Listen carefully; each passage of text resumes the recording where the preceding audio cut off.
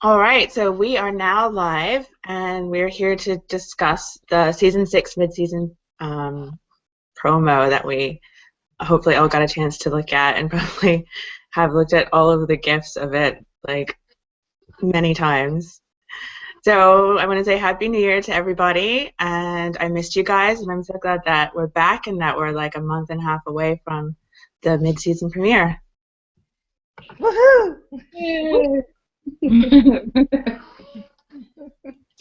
Can't get here soon enough.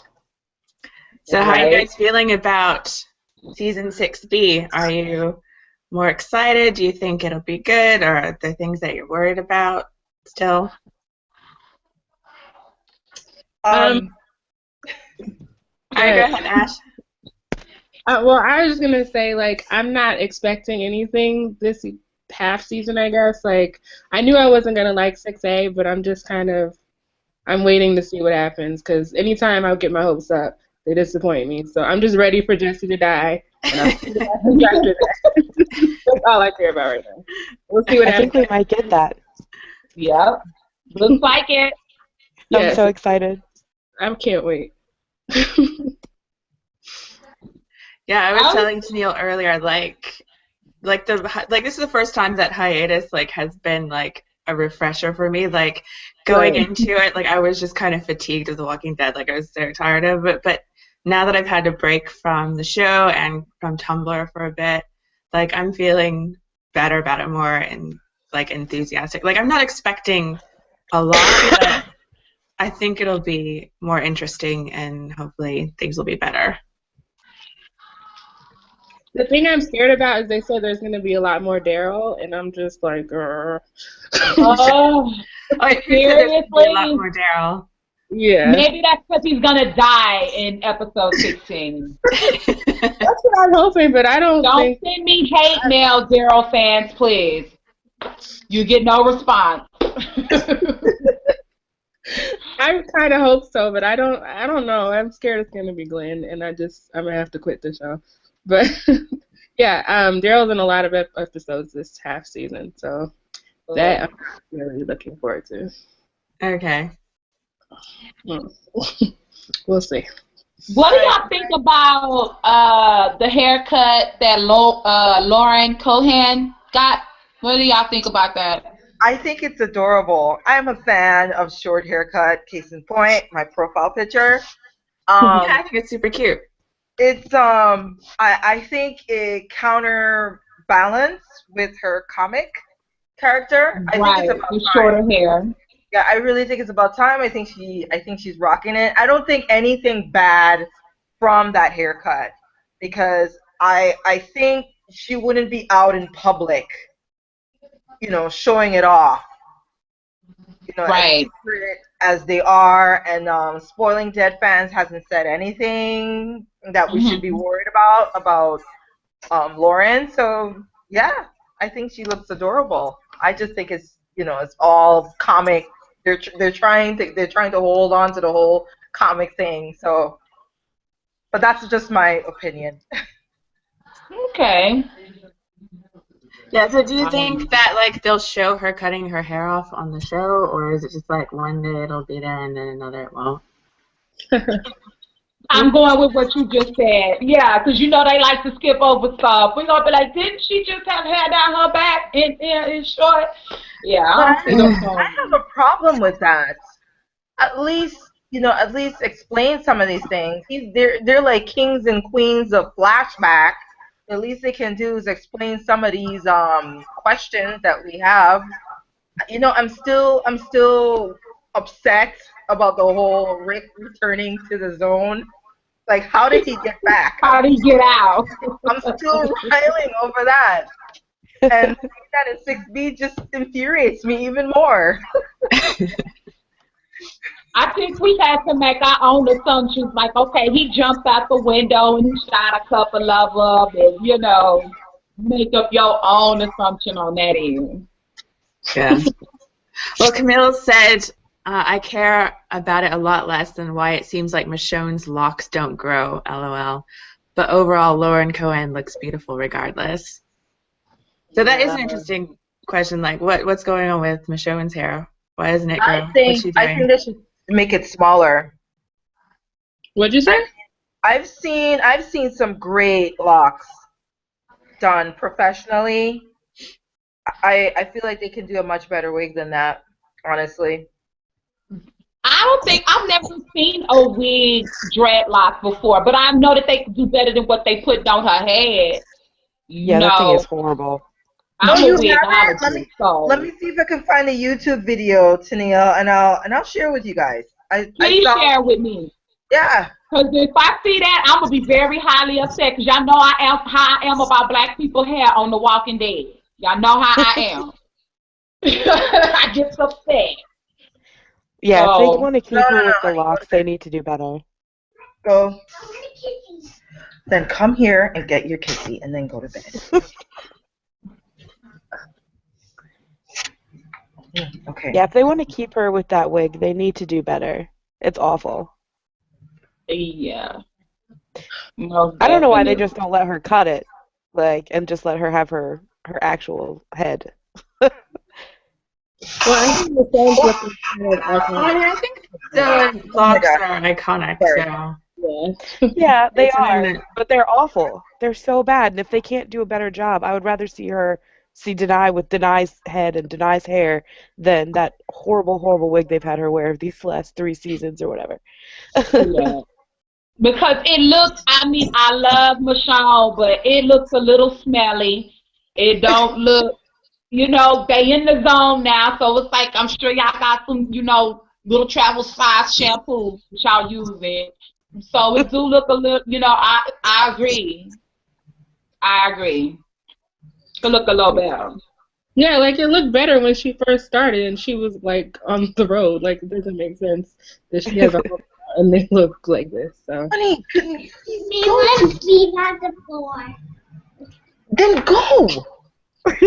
Oh, And to baby. me, in the comic book, her hair looks more defined than it do on the show. I'm like, how the comics, her hair looks good and it grew, but in the show, it's looking kind of like it In the didn't show, fall.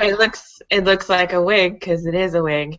So maybe Yeah. maybe Michonne she wears a wig, and so she just like keeps cutting her hair and just putting the wig on. I don't know. That's why her hair doesn't get any longer. I don't know. I just think that they could do a better job than that, personally Yeah, they speaking. And have. I've watched. Here it is. Let me see if I can send it to you guys. If I can Okay. pull the link. Yeah, I can put it in Yeah, the chat link. link it in And the I mean group it. And chat. I mean it's a crochet braid, but I mean they can still put a net on her hair because her hair is cut very low, and then crochet it onto the net. Here, come on. here, I'm gonna send it to you guys. Here's the link. Sharing. Hold on, I'm gonna put it in the question. Put it in the chat. Yep. Okay.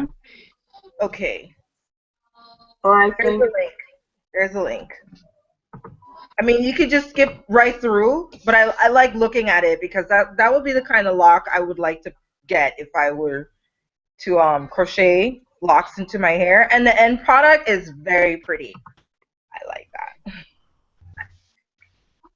Hey Vicky, Hi. Hey. Happy New Year. Happy New Year. Happy New Year, Vicky. Happy New Year. Happy New Year. Hey, Happy New Year. Sorry I'm late. Natural hair. Oops, sorry. What was that, Ash? I'm watching the video. Oh, okay. I'm trying to put up. But no, I've done crochet work before. As a matter of fact, I'm contemplating putting some hair on my hair this weekend.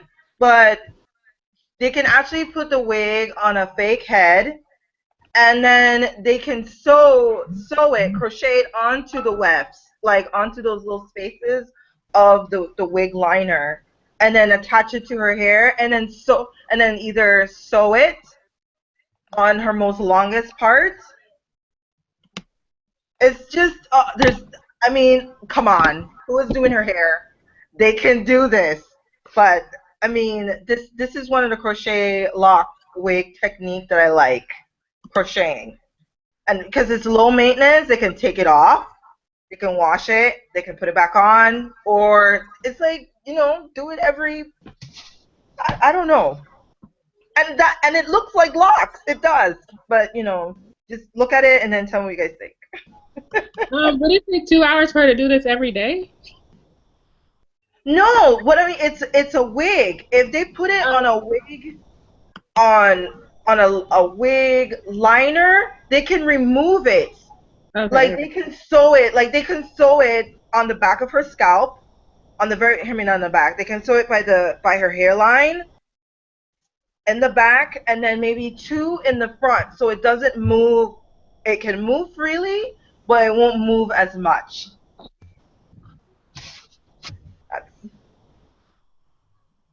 Have you guys seen the video? Mhm. Okay. I guess it just depends on how long it takes to do it. And Sure. I feel like they're using all the money on advertising and marketing and selling all these dolls and toys. You don't think AMC is getting any money from them? I mean, McFarlane and Pops. They still only have 8 days to shoot an episode, but I agree they can do better than what they're doing. I mean, they could make it in the off season. Like, I'm sure Denai has a day where she could devote to getting her hair together for her character. Sure. Like maybe make 4, 5 wig pieces. I don't know. For different scenes. It's just they can do this. I guess maybe because I'm a hair person. Yeah, I agree. Their close Yeah, no. proximity to Atlanta, they've got options. Yeah, there's absolutely no excuse for the Yeah, horrible hair. yeah. Because you could get them 2 guys who be on the Atlanta Housewives to come in through there and hook them with that wig up. Oh my Count god! on them. Yes, I forgot those 2. Oh my god!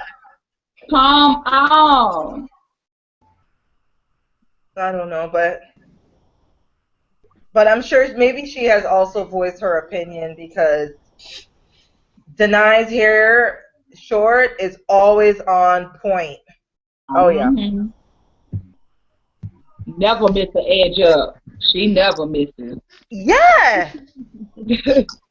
I guess my headcanon has just always been like, it's a zombie apocalypse, so she doesn't really care about how the locks start to look. I don't know.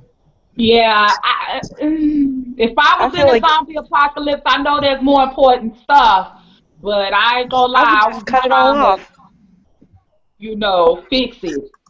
At least look It's kind decent. of funny because my husband asked me, if there's an apocalypse, how are you gonna get your nails and feet done? I was like, I will find a way.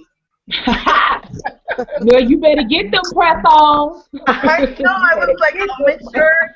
There's a lot of women in that little mini pedicure kit. Because ain't nobody trying to get that in a zombie apocalypse. You better get the press-on now. I mean, yeah, you can gorge somebody's eyes out. Okay? They might get stuck in their face, but still, they're working.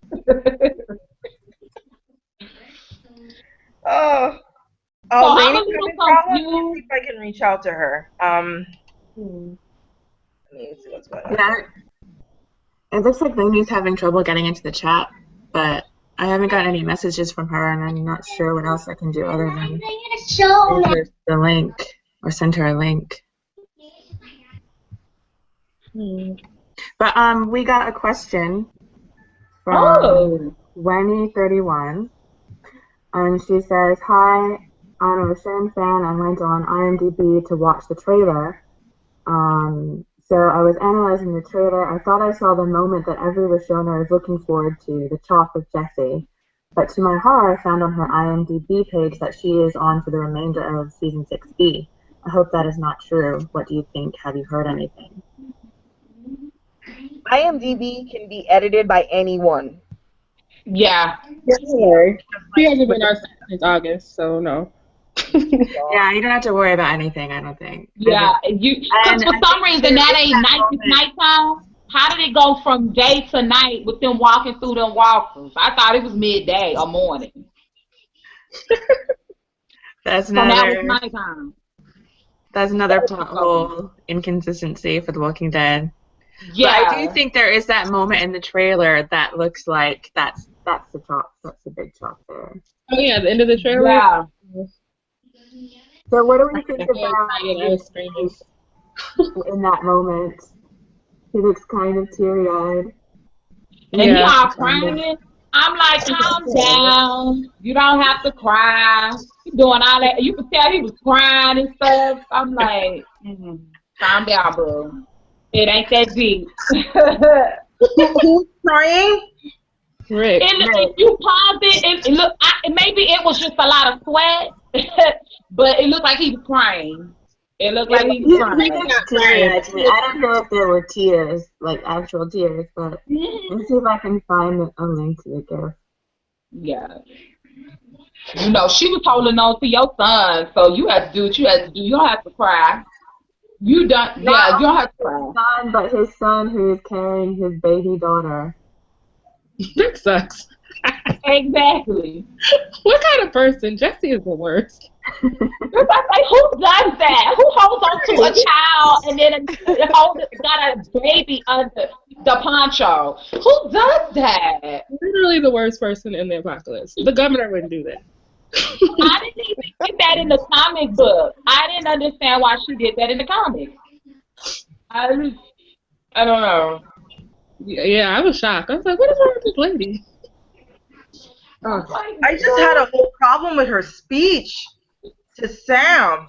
I mean, everyone forgot Sam. She comes out. He comes out. She goes to him, and she says, I need you to pretend. Pretend? Are you serious? Was there even tears coming out of her eyes? No, the thing is like, your child is afraid. You cannot tell them to pretend when they're afraid. It's like you have to reassure them. You're like, I am right here, honey, right in front of you. So-and-so is right behind you. Your brother is right behind you. It's like, we will protect you. Mommy will protect you. Like, that. Yeah, Mommy needed to tell him to keep his mouth shut while you're walking through the zombies, man. Oh, that too. Keep quiet. But see, I feel like they should have stuck with the way they found out about Sam in the comic book when he peed on himself. I wish they would have stuck with that instead of him, Mom, Mom, Mom, Mom, because he would have got popped in his eye. Because I would be like, you give him that church slap. Quit acting up. Golly, I'm like, what was he? Right when they got off the steps, he started. I was like, you couldn't give it a couple more steps until you started panicking. I was just like, I don't understand. Well, that's because his mama's giving him awful advice. So he's like, what am I supposed to do when pretending doesn't work anymore, Mom? Because I'm scared. Yeah, I mean, that's her whole philosophy, it seems like, to just pretend, and you see how well that works out for her. Yeah. You about to get your arm chopped off. Pretend that. Yeah. Pretend you're not a horrible person. Yeah, we gonna pretend. Oh, God, I can't wait till she's gone. Yeah, there is a question. Candy Ma has a question, but it's not really a question, it's a comment. Okay. It says, hey guys, just wanted to say, just because AB is still listed as in episodes for the rest of the season doesn't mean she's actually appears. It just means she's still getting paid for the season since she's a regular. On that note, she's not a regular, she's a guest. She's not on the beginning credits. She's still a regular, but yeah. She's not a regular. Contractually, she's a regular. No, I don't think she's a regular. If your name isn't in the opening credits, the opening the Walking Dead series music credits, no, you're a guest. Well, technically, Soneqa's name isn't in the opening credits. Soneqa's always and starring. No, she's in the opening No, credits she's now. in the opening credits now. Shaniqua's in the opening credits. Oh, okay. There now. Starring for a long time, but this season she's in the opening credits. Yeah, So she she did move okay. on up. There's She Okay, finally good. got a piece of the pie. Mm-hmm. She's in Well, the she main deserves it. She but the definitely people deserves it. after the credits is the regular cast. Lainey's in the wrong chat. No. Lainey's clicking on the wrong chat button. That's what's going on. Yeah, you guys opened a separate chat apart from the one that's on the event page. That's why. Because, like, that's the one I went to first. What? No. People somewhere else, yeah. No, I only see one. The last one that we had was on the 29th of November. Right. Yeah, but when you push the play on the one on the event page, it's supposed to pop into this chat. But I had to go to the link that Baby K linked in the little comment section to be able to get in. Yeah, that's what I told Lainey to do. I said go to the link in the email. Okay.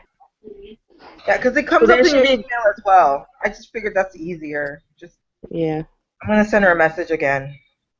You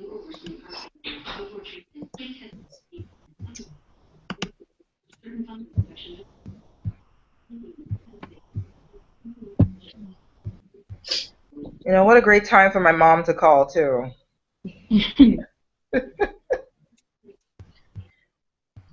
I sent me and my sisters. We all sent our parents presents, and she just got her present from me. I sent it through Amazon. That's weird.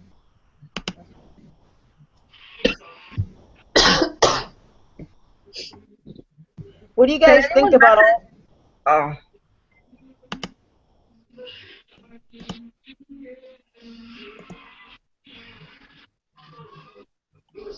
How are you messaging her? Are you going through Tumblr? No, I'm messaging her from my phone. Oh, okay. Yeah, from my phone, and then she disappeared. Oh no. I haven't gotten any messages from her. I'm gonna see if you can see this. Click on the link here. She tried to start her own hangout. Yeah, That's not gonna work. yeah, that's what happened, and I'm telling her the link. Click on the link in the email or on here. I just add her in the conversation stream. So hopefully that would work. Anyway. Guys, I'm curious about something. For those of you guys on Tumblr, have you seen anything about Richonners not liking Lori? Because that like blew up a couple days ago, and I don't even know how that started.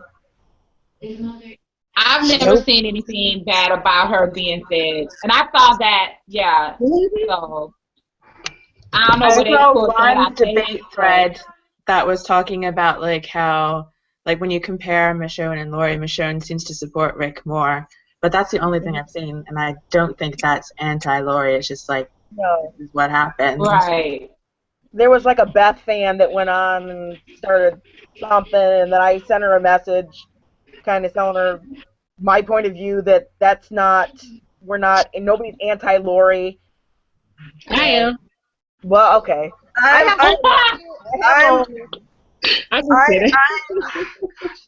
have a problem with Lori and Shane and Rick's storyline, and I have a problem, and I posted this a week or so ago about Lori, Shane having an affair like a month when Rick was in a coma. I'm gonna say a month because that to me seemed like a good amount of time for Rick to be in a coma and then to wake up. Yeah.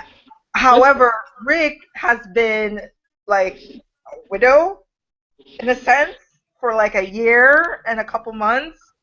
And the reason why I said a year was because there was an episode, I forgot what it was, where he actually said a year. I'm not sure if it was like season 4 to her show or oh god, I can't remember. But It's like I been think around. we had a Season problem 4, with her in because season 2 where she was just talking to Rick in one ear about Shane is gonna take like you guys know what I'm talking about. Yeah, They were in the Right. tent. finger. Yeah, and she was telling him all these things, and then she turns around and she tells Shane, "Oh, I don't want you to go." Like, what are you doing? Yep, that's when I started disliking her. She was Right. completely playing these two guys, and I didn't appreciate that. Yeah, no, that's not cool. And then she gets mad when he kills him, when Rick kills Shane. Like, that's what you told him to do. Right. Yeah, I and guess she was like, someone after was he trying died, to she's like, oh, just justify figured her out I actions. love you. She wanted to play with them some more. Yeah, No. she was like, I didn't ask you to kill him, Rick. Dang. I mean, beat him up a little, slap him around, but not kill him. Take care of him. Don't take care of him. You know? Oh god, she was exhausting. And then later on in the prison, and they gotta get rid of. They're thinking about what are they gonna kill those prisoners. She's like, whatever you think is best. If you think this is necessary, Rick's like, I ain't falling for that again. Yeah. But yeah, you said that last time. Look at his face like, Well, I saw that post. That was a good response. I didn't like someone else's responded like they were trying to justify why she pushed Rick away when he confessed in killing Shane, and I was like, really? Because Sarah Wayne said something, we saw something completely different on screen. He just confessed that he just killed his best friend because of all this whispering and stuff you've been putting in my ear. And yeah, Shane did end up becoming crazy. And now you're going to push me away because I felt I did the right thing? Yeah. No. I was just really glad that she... Jesse. I'll give her that. God, yeah, I miss her compared to Jessie. Right. Yeah, Jessie has made me appreciate her, which is something I never thought would happen. Right. When they're putting the guts on everybody, and then Sam comes downstairs, she goes, "Oh, you're still here?" Yeah, how you forget Made me about like your laugh out child? loud. What I is laughed up at with that. that? She looked up like, oh, dang, I forgot that you was upstairs in that room listening to that song, and I got Well, to get your mind ready for this. Oh my She god, was out that was hilarious. Like, did they mean for that to be funny? I don't know, but it was.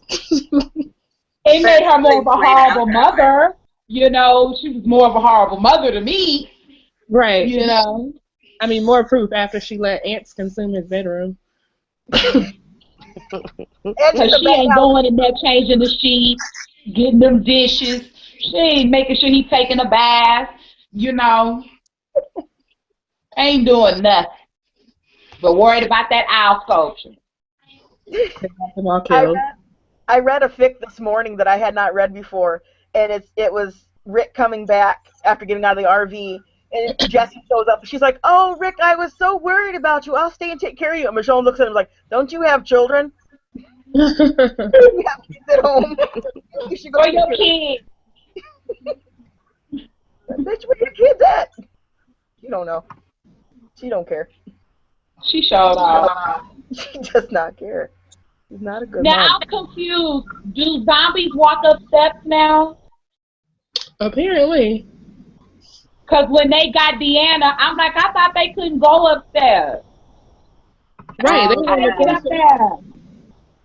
Continuity Oh issue. my god! I didn't think about that either. I thought you were safe upstairs. I guess not. They can walk upstairs now.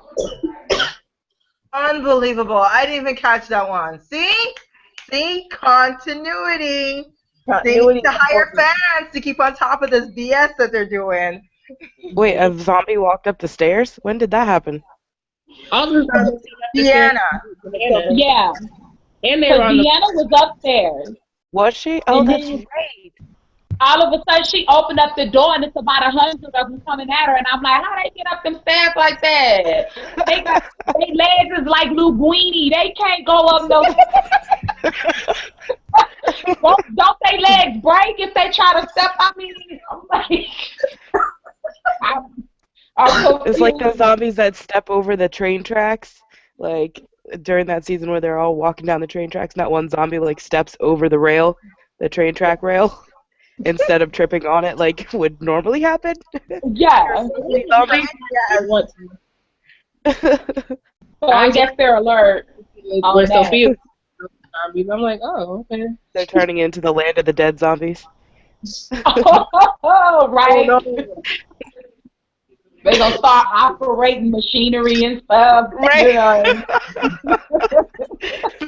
And running, like really for real running. Yeah, like for real running and talking and putting gas in the car. Driving. Oh my gosh. Get in my car.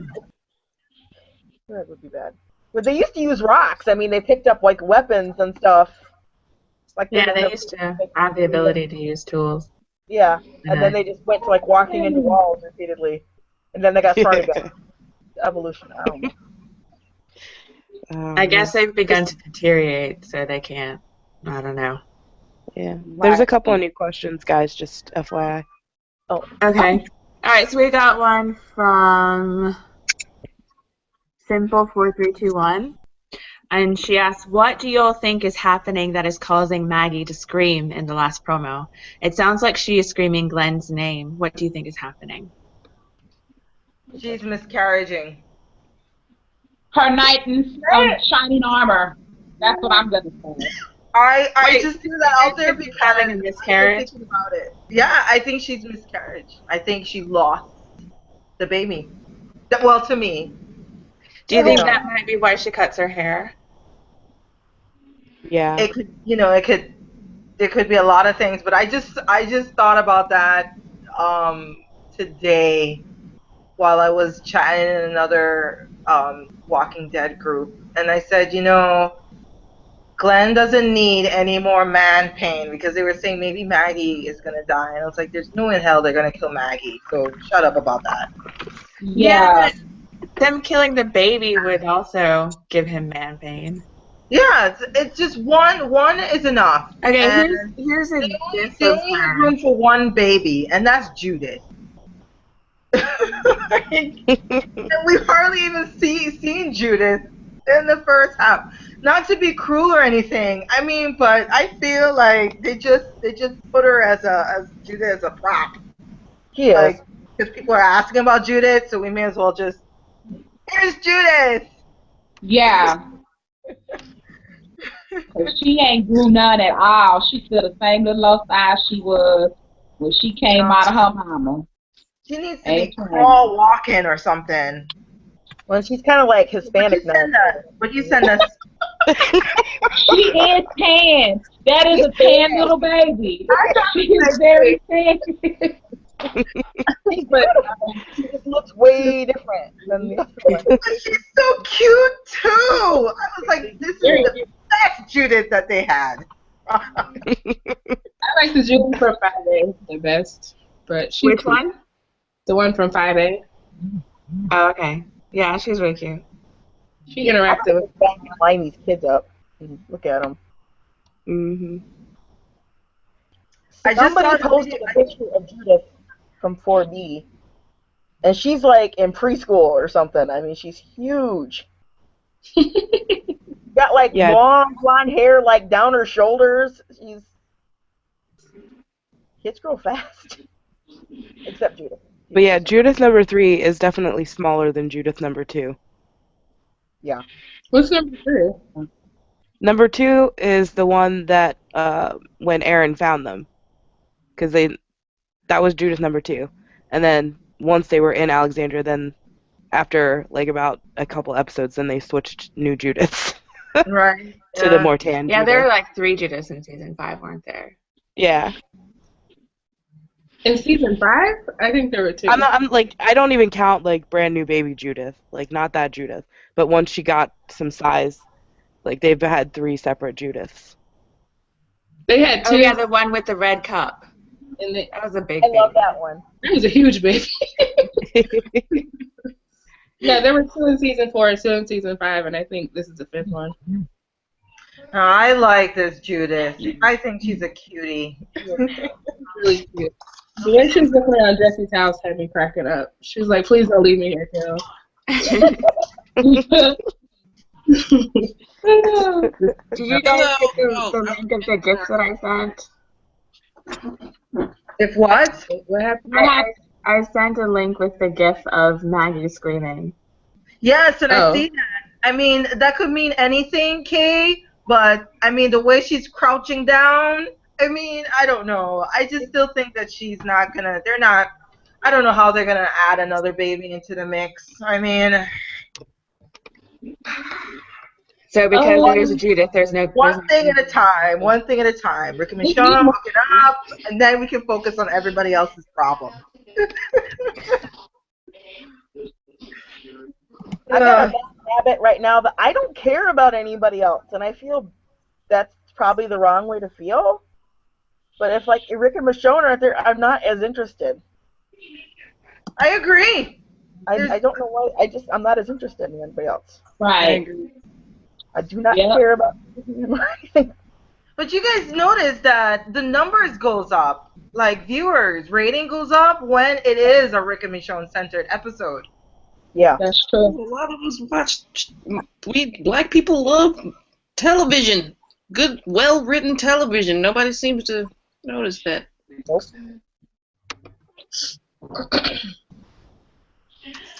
That's true. Well, I don't know what Maggie's screaming at, but I hope it's not a miscarriage, because that would suck. I thought I would. I want her to have that baby. I really do. Well, I guess I'm the only one out. And it might be for my own selfish reason, because if she have a miscarriage and die, well, there you go. There go Rick love interest. Y'all just get that right. You know what I'm saying? It almost looks like she's still on that platform. Fine. Maggie is fine. I'm just speculating. She's been through so much. Let her have something, because Glenn is about to die. There's Lainey. She finally made it. There's Lady. Baby, I really do. Well, how did you get in? Did you see all the links they sent you? I still don't know how I got in. I got in on my phone. There you go. There go Rick. You know what I'm saying? Okay. What am I listening to? Looks like she's still on that platform. Okay. Wait a minute. I actually feel like I'm being really rude. I totally just interrupted this hangout. Hi, Lane. Hi, guys. Hey, Lady. I don't know how I got in. I got in on my phone. Yeah, that's what I did. I got it on my phone. I got my laptop right here, but I clicked the link and I got it right then. Wasn't there someone Oh, wait, who let was me turn just this off. here? Someone was Yeah, just something okay. happened to Sandra. Oh, where did she go? Wait a minute. Does somebody have the YouTube page open? No, I just closed mine because, like I said, I had to get in through my phone. I was trying to get in through the laptop. Okay. Maybe there's something going on with the laptop or whatever.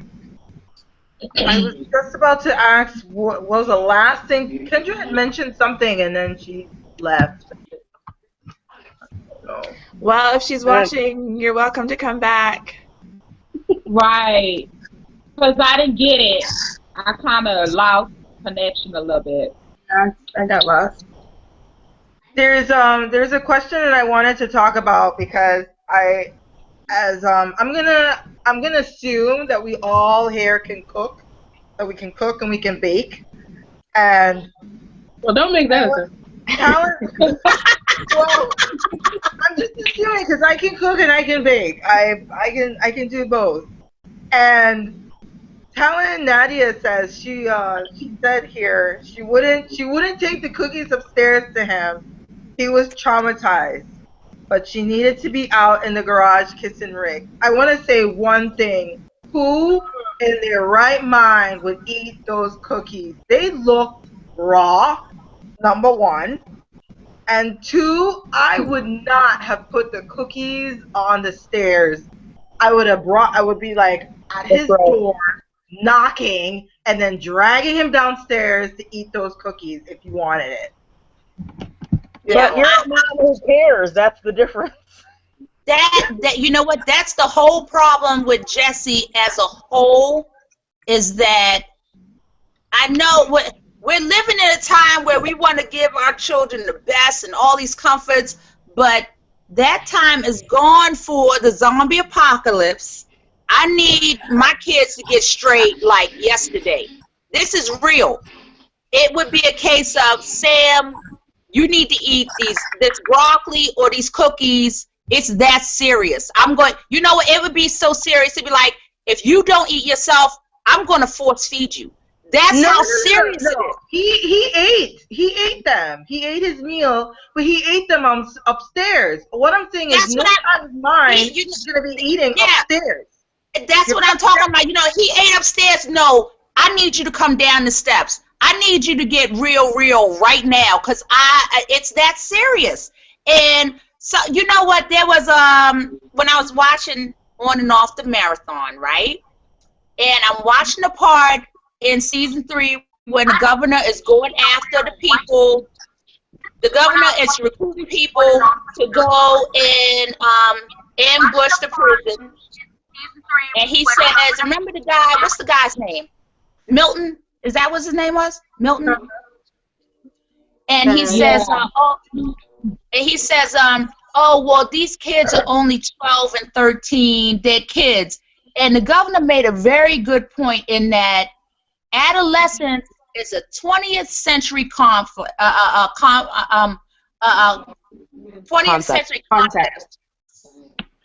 It's not real. We need soldiers. And to be on point, I mean, when you get real about it, no. I need people that we're not doing the 18 and 21. I need soldiers. It's serious now. So that whole adolescence thing is gone. And actually, in truth, it probably never should even be here.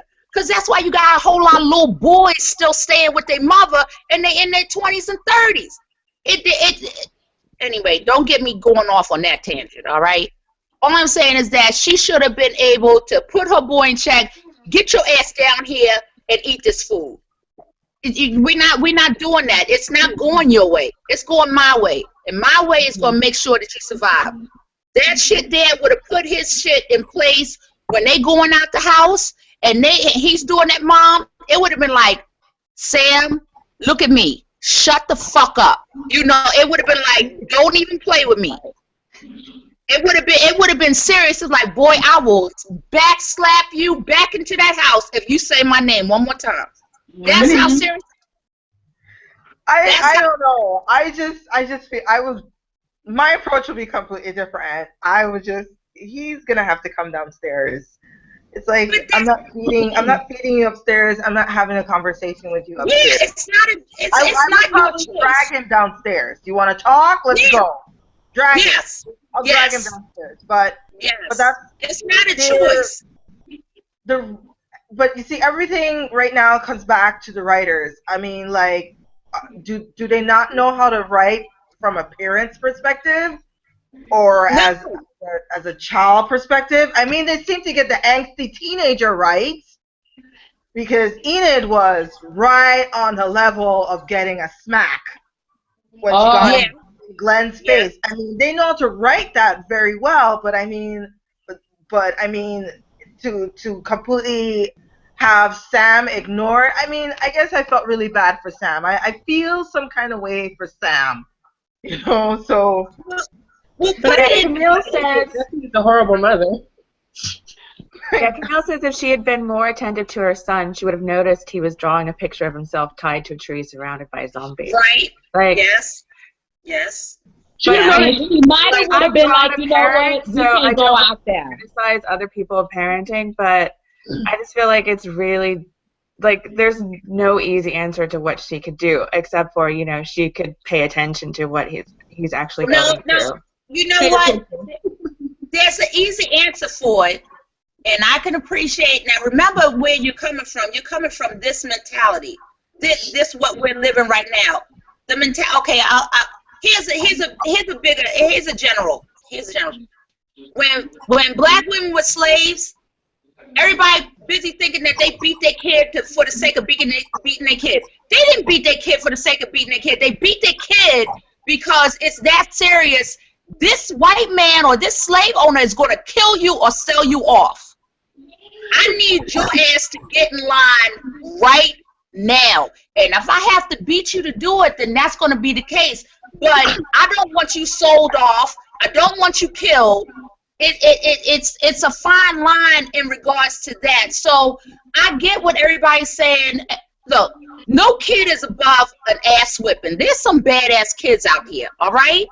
But you have to put it in perspective. It's a case of them endangering their life, just like with Sam. Sam is like, I ain't coming downstairs. No, your ass is coming downstairs. It's not about what you want. You're a kid. You don't know what the hell you want. You don't know what you want. Get your ass down here right now. So we're giving, it's almost like the writers are giving too much choice to the children, when in real life, children don't get those whole lot of choices. True. They don't get to choose what they want to do. They don't know what they want to do. So I have a problem with that. I have a problem with that.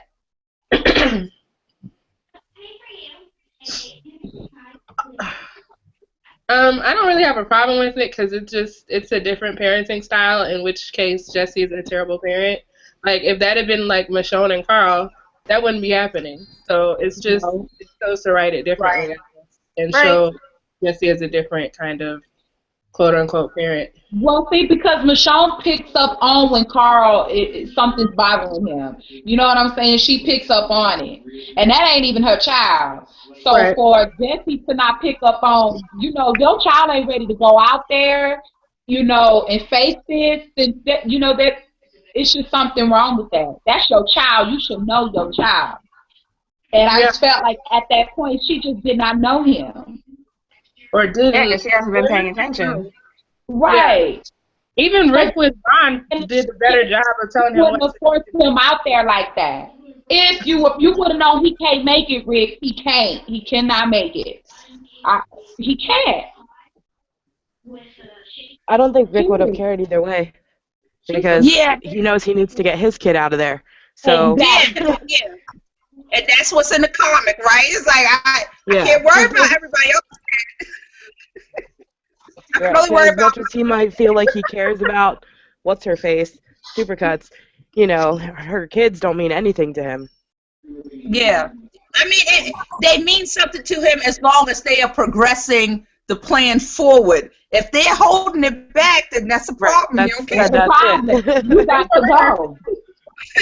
Right, and then you're putting his kids in jeopardy. Like, that's not gonna happen. It's like, as much as I can, but if they want to be a problem with my kid, then that's a problem. I think she put all this faith and trust into Rick, like that he is really going to be looking out for her and her sons. Rick told her that. Rick told her that, though. You know what I'm saying? Rick gave her that false dream, and she went with it. She fell for it. And that no, at the same time though, that she told him to take care of herself. Remember, Rick tried to help her son, the old one, Ron or whatever his name is. Rick tried to help him, and then she told him to stay away because he's not going to listen to him because he just killed his father. So I don't know how she would have any kind of expectation that because you told him to stay away, so he's not going to mess with your kids. Well, I mean, I think this comes up to a question that Candy Ma had. She says, do you guys think Jessie is under the impression that she and Rick are a family now? I feel like she was expecting him to take the lead and be the man of the house. No, I don't think so. Yeah, I don't think you don't think Jessie is under the impression that Rick is going to be taking control of her family and. No, I think when she had to kill that one walker, like I think that was her kind of stepping up into that, you know, I need to take care of my family role. Like when she had to stab that one walker. Even there is because, you know, she had Judith, but otherwise she would have been on her own and she would have had to handle that. But no, I don't think she's there yet and won't be. Right. I am honestly, you guys, I just want to wash my hands over the Jesse story and be done with that. So I I can agree. get into my I right hate state of things. mind and enjoy the show because season 5, if you notice, not a lot of people are talking about it. And there was a question on Tumblr to list your top 10 best Walking Dead moments. And the people that I have followed and the ones that did it, not one has posted anything from season 5 or 6. Well, mine is There have been some great moments in 5 and 6 in the top half of 6, but it's like I needed to step back. And I mean, I look at these and look at 5 and 6 all over again. I was like, sure, there has been some great moments, but I mean, anything memorable or something that we can like jump up and cheer? I mean, other than episode 9 for what happened, what's going on, where we see Rick caresses Michonne's arm. I mean, or Rick or Michonne telling Rick what they're going to do and he agrees to it like that. But I mean, anything jump at you guys as the best moment? Episode 1, episode 3. Yeah, I really enjoyed. Like, I feel like season 5 had like the very best episodes and also the very worst. It was like so up and down. Right. For whatever reason, it seems as though to me, season 6, even without the Jesse mess, take Jesse out, take Anderson out of it. There is a real continuity problem with 6A. And I mean, I'm partial to say that it has everything to do with Glenn. I love Glenn, but I think that whole stunt there, especially when I first saw it with Glenn and I saw the intestines, I was like, oh, that ain't him. I said, ain't nobody intestines coming out their chest.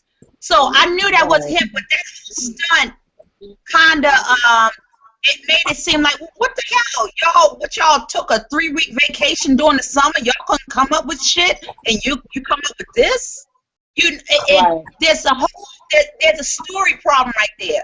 That back and forth, the thing with Morgan, it didn't have to be 90. There's a whole continuity thing right there that the Jesse thing only adds to whatever problem I have with 6A. Yep. Put it that way. 6A there's something. Honestly, like I watch 608, but the rest of it is just like I don't believe you. Right. You know, the first episode, it was good. It wasn't great, but it was good. It was like, all right, they starting off slow. The second episode, I know that a lot of people here don't like Carol. That was a good episode. It had my heart racing. It was good. The third episode is that thank you. Yeah. That was a pretty good episode. But it seems to be a consistency with the seasons. You do good with the first 3 episodes, and then for like the next, I don't know, 3 or 4, y'all do something else. So there seems to be a consistency here, at least what I'm feeling. And wait a minute, I take that back. I felt that way in season 4. There were a good couple episodes in season 4 with the thing with the traveling to the veterinary hospital and everything. But somehow or another, they had those 2 governor episodes, and it just like completely slowed everything down. Yeah, that wasn't necessary. That wasn't necessary at all. Consistency here. That's the only thing I'm saying. I know that people don't like 6A because of Jesse, but it's not all for Jesse as far as I'm concerned. She's only in a couple episodes, 1 or 2, but it's still like a mediocre half. Yep. So they need to bring 6B. They need to bring it. They got a lot riding on this, especially with Negan supposed to be coming at the end of the season. I don't know how to feel about that. I don't think the marketing team, whoever leaked, quote unquote, leaked that whole Negan storyline. They only did that because of the backlash from the whatever episode it was that Rick and Jesse shared that kiss in the dark. Now, What was it that one? It's so far. that episode? If you notice, or if you can go online, or tweet deck, look it up. You can go as far back if you want. But the backlash from that they realized that they messed up. They changed their screen on the AMC website to like Michonne opening the gate. Yes. And Rick running through. They changed the screen to that, and then Jeffrey interview popped up that he's playing Negan, and I was like, whoa, wait a minute. It was all to get the attention on something else on the episode than what the episode was. Well, that was the only reason I stopped being mad at them. So good job. Yeah, yes, because it focused the attention away from that, but And it would have come out anyway, so we might as well just leak it. If I didn't know any better, I'd say they're getting a little bit worried. Everything, at least from what I've seen with the ratings concerned, is 6A in comparison to 5A. The ratings are just slightly a little bit lower for 6A. I agree. That is true. However, ratings are higher when it is a Rick and Michonne episode. You can go back. You can look. It is. You can see it right there. I'm a rating feed. I'm like on Nielsen and on TV ratings like every other night just to see how. But didn't they say that episode 8, the mid-season finale, it did pretty good in ratings? It did really good, or something like that. It did good, but it wasn't their best. I think it did good because people were looking for that chop. I really think that's why a lot of people tuned in. The highest rating for 6A was Thank You. That was the highest rating for 6A. And I'm saying that in spite of the fact that everybody was on Carol. But I think that Thank You episode had a lot to do with Glenn and the fake death. But it still involved more of Michonne. And when you go back and look at 5, what was their highest rated episode? It was what's happening, what's going on in the distance. Those were rated episodes. It is right there. But I think they are getting a little bit nervous. I want to say that they may be getting a little bit nervous. Maybe they're getting tired of the writing because they have to go along with the comics somehow or another. Maybe they're feeling stifled or something. But there's something false about that 6A. There's something wrong with it. Well, this part of the comics is boring, so I mean, I don't know what they ever could have really fixed it. You say it's boring, but I mean, it's in the comics. It's interesting. You have a lot more dialogue. You have a lot more background information on everybody. Right. I thought it was boring, but it's not that long. With Douglas, you have more information with Jesse. You have a lot more information about everybody. Tobin, everybody. You know, Spencer's busy trying to get with Andrea. I mean, there's something. I didn't see that much information in the comics about the Alexandrian other than Douglas and Regina. I don't know. Have they really been following the comic?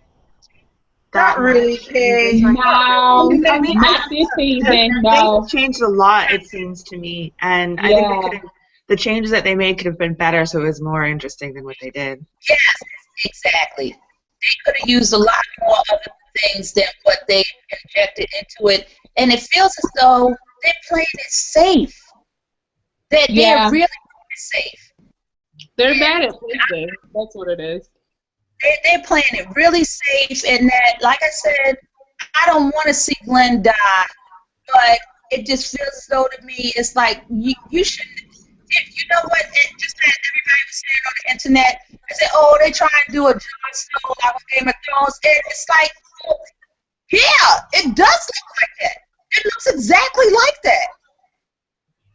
You know, it's like you're faking it out, and it's not even a real fake because anybody go back and look at it the second time around. Oh, that ain't Glenn's guts coming out. That's probably, I don't know. It was a stunt that went wrong. It wasn't good. Wasn't good. Not good So writing. did you see that it looked like they finna do another fake out death, but this time with Daryl? Did y'all see that? Where they were talking What are you about talking that? about? Huh? What are you somebody talking was about? not, like an Oh, okay. On Spoiling the Dead, and then if you go on the site and look up The Walking Dead, it has where they're saying that they're gonna do another fake out death, and it's gonna be with Daryl this time. I saw that. Why? I saw that. I said another one. They say that the gun goes off, and then it just goes to black, and you don't know who got shot by the gun. You don't know if it was Daryl. You don't know. That's what they said. But they quickly took it off of Spoiling the Dead because people were just going crazy with that information. They couldn't take it, so they had to just pull it. You know, if they want to get rid of people from Team Family, get rid of the ones that I don't really like. I'm okay with that. I mean, get rid of Tara. Get rid of Rosita. Hell, I think she gone. Tara is gone. Get rid of Abe. Listen, I'm going down the list. Listen. Yeah. No one is going to touch my family, okay? And my family is Rick, Michonne, Carl, and Daryl. Those, they're my family, okay? Daryl. Daryl, it's time. It's time. And then, you know what? If I had known that they did some kind of fake out and spoiling that about Daryl, I would have been right there, screaming and hollering in all caps. No one's touching Daryl. But I've said this time and time again. We getting ready to get Dwight. What do we need Daryl for? We finna get Dwight. What else can you do with Daryl? I mean, there's a lot of things you can do with Daryl. There's a lot. You can cut with him. He can actually have a conversation with the rest of them. He can open up some more. There's like very good point. What else are you going to do with Daryl? Because right now, for the past 2 seasons, maybe even 3, it's been boring. And I know it's character growth and everything, but he's been boring.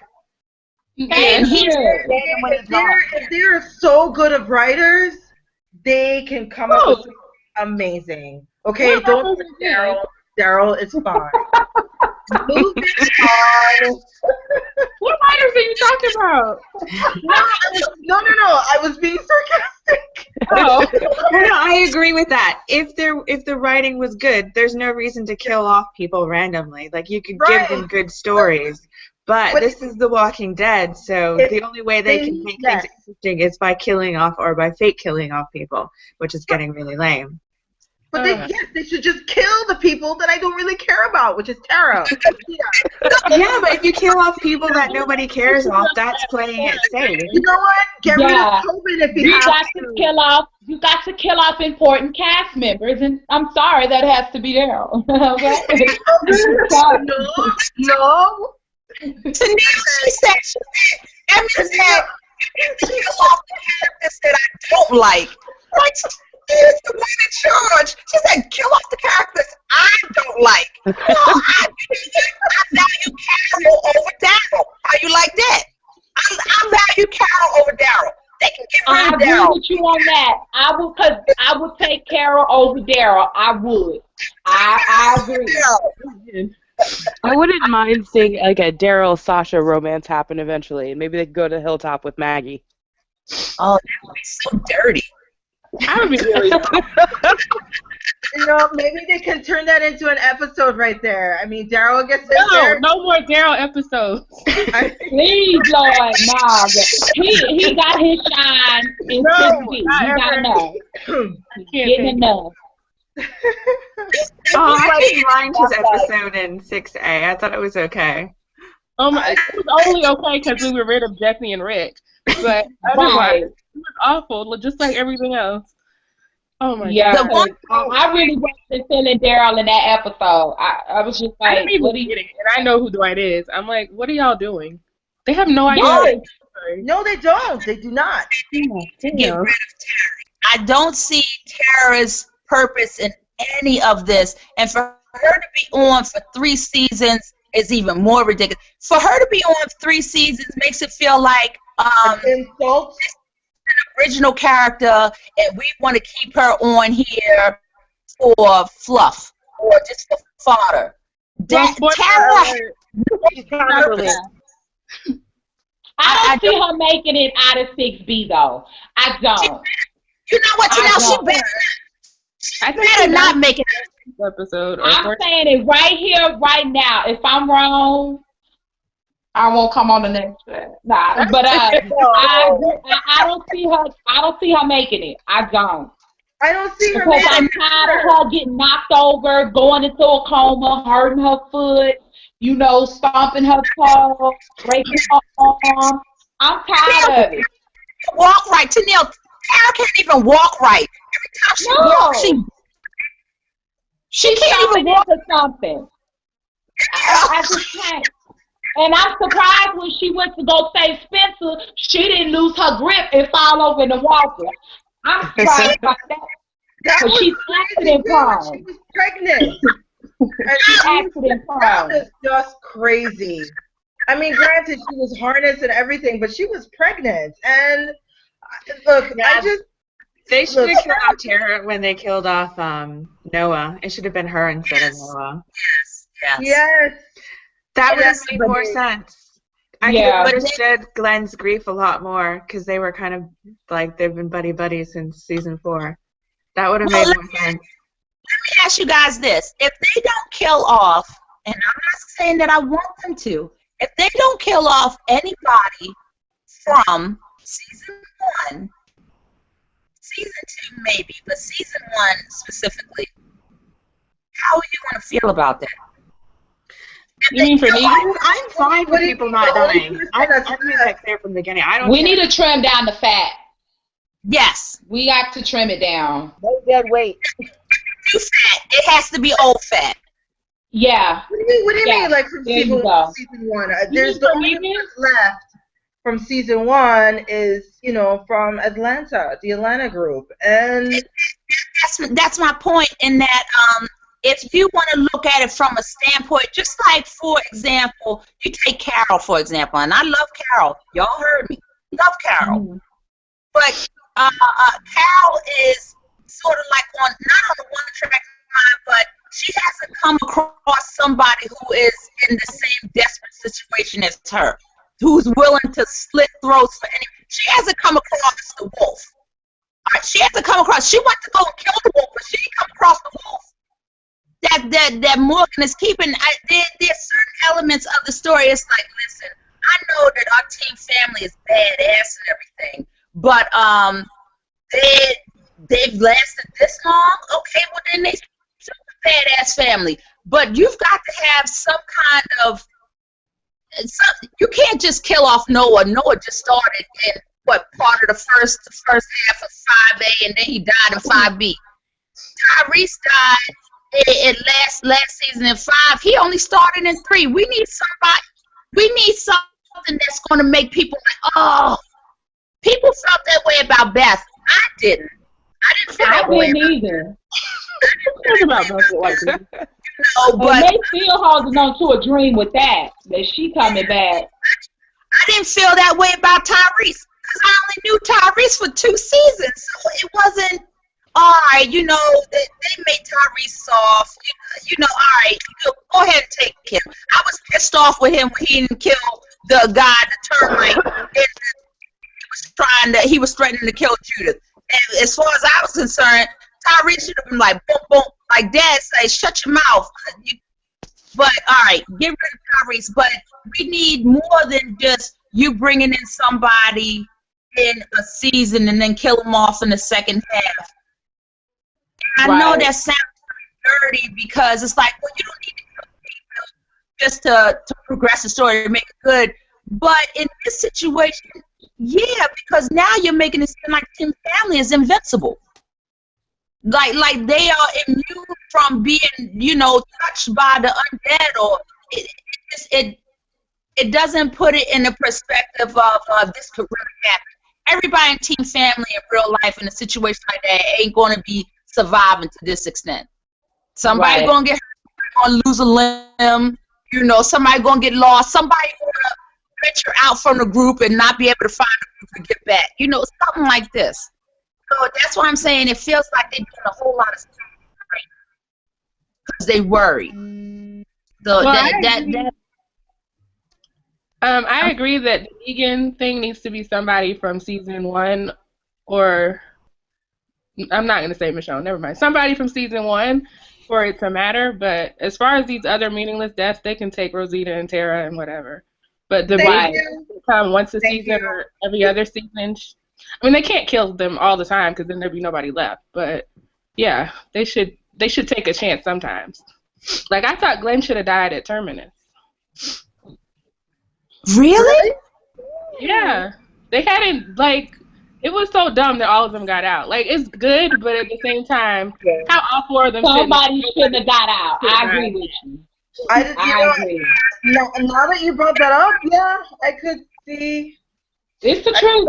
I love that they all made it out of Terminus all right, and they were able to have those beautiful reunions at the end of the episode. But it's just like, no, I don't want people to die. I'm okay with them almost dying. I'm not okay with them. I'm not okay with it them trying to string along the audience and trying to trick us. When you show somebody almost get killed, you need to come back in the next episode and say, this is how they escaped, this is what happened. You can't have Rick just suddenly appearing. That is lame. You can't have Glenn be missing for 3 episodes and that's lame. But I'm okay with them coming into these really difficult situations and finding ways out of it. To me, that's entertaining. No, that happened to Glenn. Remember he got captured by the governor. I'm sorry, Lane, you're breaking up. I can't understand you. Yeah, start over. I said that it happened 3 times for Glenn. It happened in season. It happens in every season. Yeah, I think we need to stop it with the Glenn almost dying. Ease up. Let him be badass and let him live, please. Glenn in season 3. It happened with Glenn in season 5 with Terminus, and then it happened again. In season 4, he got sick and almost died. I thought he died then. But I think isn't that how they? I'm sorry. Go ahead. No, it's when people bring up Glenn, it's they fail to understand that he to me, I find Glenn resourceful. I mean, in season 3, he was duct tape, okay, to a chair, and he still kicked that walker's ass. I mean, and that was amazing. That was the best episode ever. And even if he was sick, he was still helping Herschel with the rest of the people before he couldn't do it anymore at the prison. Is that Ashley's right? Glenn shouldn't have made it out of town. I mean, just to clarify, I love Glenn. He's my 3rd favorite character. But at a certain point, it's this is not realistic. Oh, come on now. They're exactly in a zombie apocalypse, and they managed to survive without having farms and food and medicine. I don't know. I'm okay with suspending my belief on how these people live, because I want to see people live. I'm tired of seeing people die over stupid stuff, getting bit by a zombie, and they're all really old and decrepit and falling apart. I'm tired of stupid deaths. Well, what's unrealistic to me is, and this is why I'm so done with Tara. Okay, what's very unrealistic to me is to have a pregnant. Listen, we know that she's pregnant at the time she was pregnant. She's not really pregnant. Here is you have her hanging over on the other side of the ledge, shooting at these walkers, and I was like, your hand, it's a hot day where you are, you're sweating, and you mean to tell me you haven't lost your grip? So, exactly. That's unrealistic to me. Yeah. Yeah, I just don't care about Tara, so she can do whatever she wants. Yeah. I'm But still kind aren't of they? mad at the actress, though. I don't like her right now. I was just gonna say that. I was like, I really don't care for the actress either, because every time she go on The Talking Dead, she thinks she's funny and she's really not. I'm like, shut Well, up. yeah, she isn't. She isn't. Well, Yeah. she's best friends with Alexandra Breckenridge, and she got her the job. Now, So, yeah, she Tara's can never be forgiven for character. that. Oh, wait a minute, Penny, you just broke up. What was that? I meant Vicky. What was that?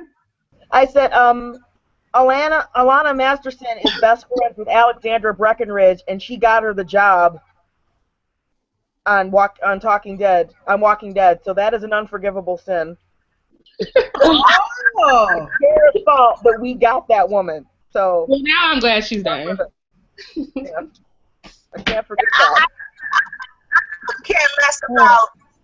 You know what? I probably wouldn't have so much problem with Tara if they had written a better character.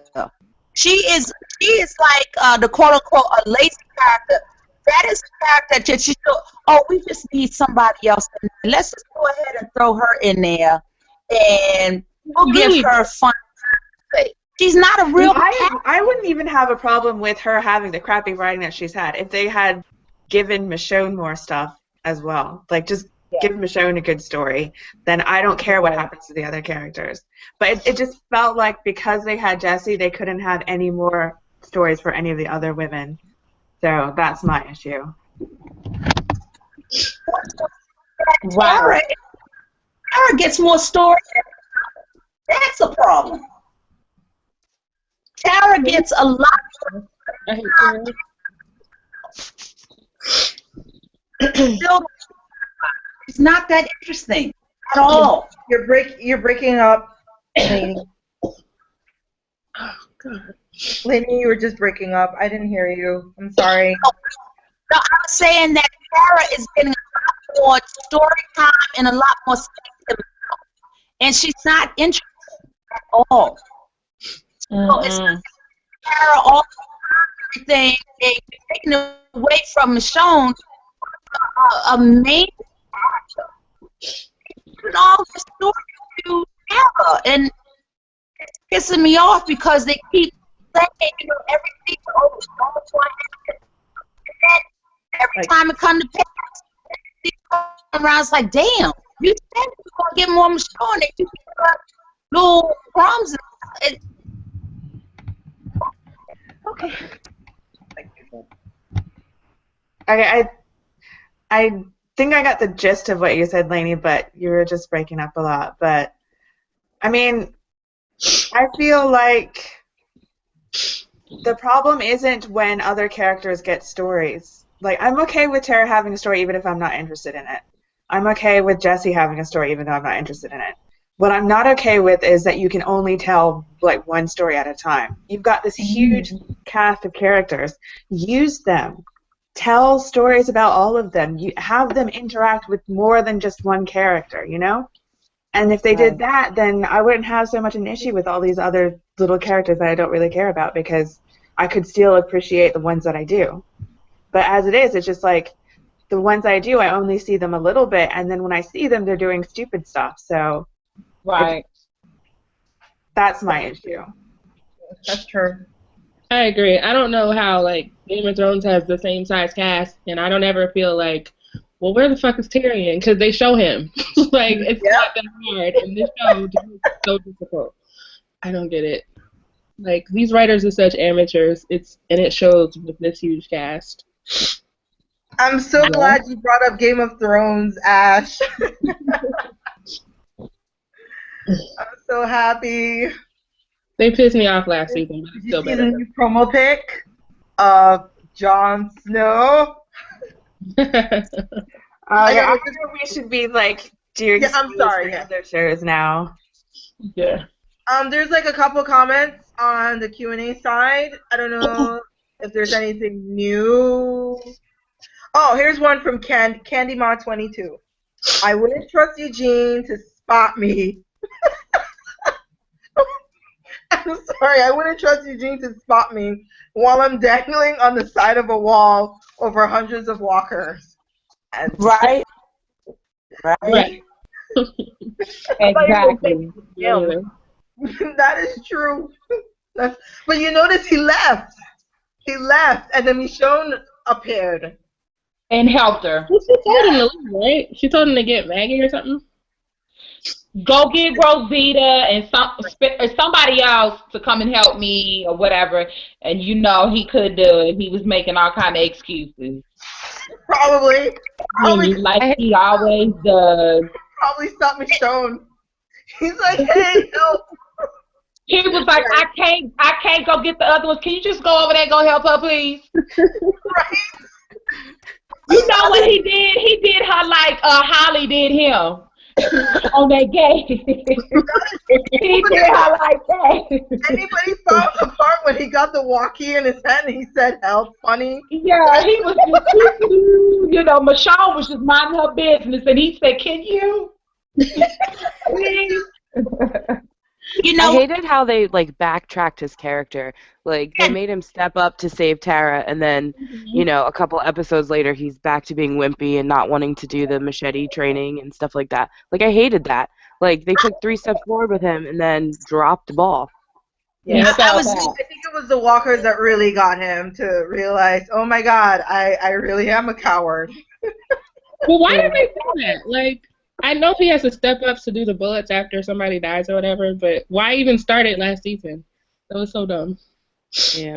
To make him fall back. yeah, When we met him. that sounds like lazy writing to me. Why are you regressing him? You know, Right. why him, especially when you know you're going to use him further on in further seasons, because they're not getting rid of him. You know, that they need him. They need him. They're following the comic quote unquote. They have to have him. So why have him regress again? You know, I don't know, Like I said, for comedy or whatever. It's not But funny. it's not funny. It's And not yeah, and funny. he's not even funny to me. If people think he's just the funniest, I don't see it. For There comic was a relief. moment where he was funny. I mean, he couldn't even eavesdrop correctly. He was Funny. He wasn't even trying to, though. He wasn't trying to eavesdrop. he wasn't even a good Tom. He was saying, they see him all the time. He's not even a good peeper Tom. So I don't know. You know, oh gosh, just nasty. A perv. The more I talk about this show, the more I hate it. Right? Oh, don't say that, Ash. It's the truth. When you think about it, this is horrible. I wanted to come back to what Emmy was saying about Game of Thrones, because I was watching the marathon over the winter break, and I'm crazy about all the particular character stories of Game of Thrones, but I was so intrigued to watch them. Whereas on The Walking Dead, whenever there are scenes with characters that I don't care for, i.e. Tara, I get up and I walk away.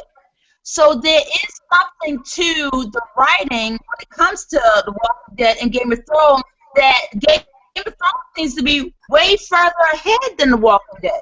I'm not all that crazy about some of the characters in Game of Thrones, but I'm still intrigued to see where their story is going.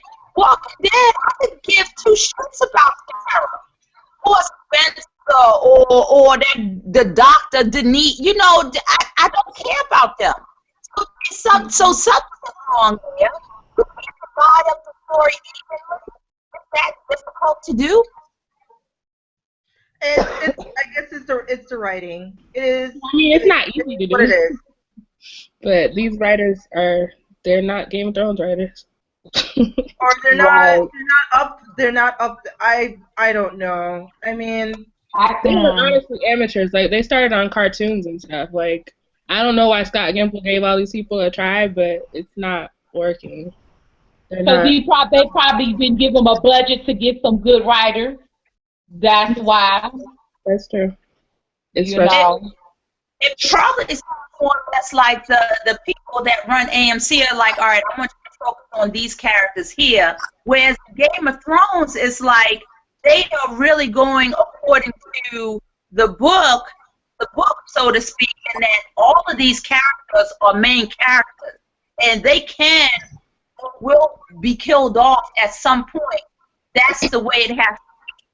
Whereas, but you gotta understand when you're basing something off of a book, you have the option and the opportunity to either make changes to it, enhance a specific scene or chapter or however it was. And I think that was the direction that Frank was going through in season 1, hence season 2, and then moving into season 3. It flowed well. It flowed. Yes. It was even. It was all the way around. You had investment in all the characters because you didn't know who was going to be dying off. You had an investment. Now you look at Daryl in these episodes, like even I don't care how bad his situation is. Oh, Daryl ain't going to die because he's a cash cow. That's the word on the internet, right? Oh, he ain't going to die. Nobody worry about Daryl dying. That's how everybody feels about Daryl. Yeah. I see what you're saying, but it's okay. All in favor of Scott getting better writers under him, say aye. Aye. Aye. That's all I want, honestly. I'm fine with him as a writer, but as a showrunner, he's just I don't know. He's very inexperienced, and it's showing.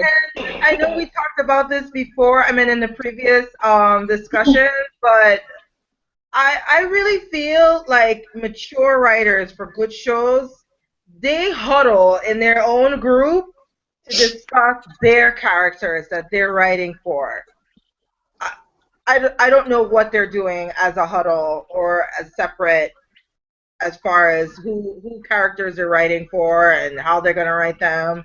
But it's like when they get the final print of the script to him, I know he has to take it to the head honchos, the powers to be, to show them. And I feel like they mark off and make their changes and whatnot and send it back to Scott, and then he has to make changes. And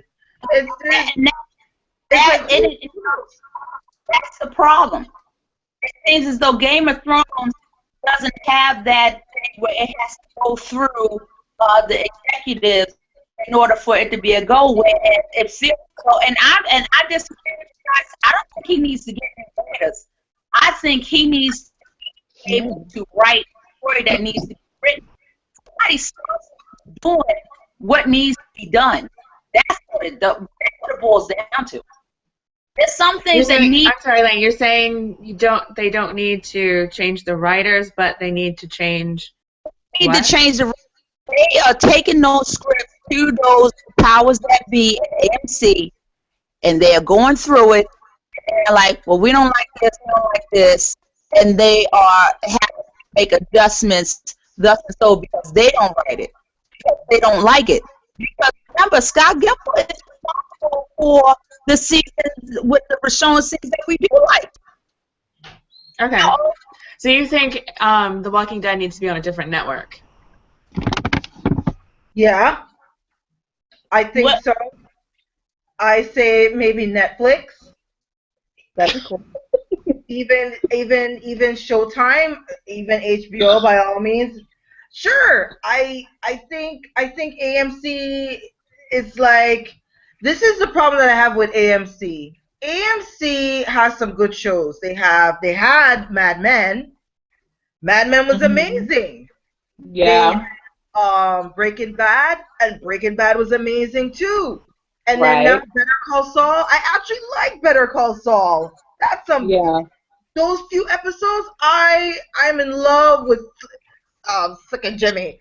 I really like his character. So how is it that they have so much hold or pull on The Walking Dead? It's like, what's going on in the boardroom? Or what's You going know, on That's with why I can't really blame AMC because they have amazing shows. So yes. something about the writers here that is mostly the problem. Or if I'm something them being like really tight with the budget. They need a bigger budget like Game of Thrones. Yes. Yes, well, they do. And he needs to get rid of the people. I'm sorry. I know they'll be unemployed and whatnot, but he really needs to look at some of these past seasons. I mean, watch the marathons all over again, Scott, man, and listen to your fans who actually are the fans, who actually enjoy the show, and even can separate the show from the comics, because I can do that. I can. It's just he just needs to look at it from a completely different perspective and like really listen to us. I think AMC holds certain property when it comes to The Walking Dead. For example, just like video games, it has I can't hear you. Uh-oh. I know you're completely gone now. Sorry that I can't hear anything now. Did she leave? you guys. Oh. Why don't you try like leaving the chat and then coming back, or like turning off your phone and restarting it? Okay. Oh, that was clear. Yeah, it was.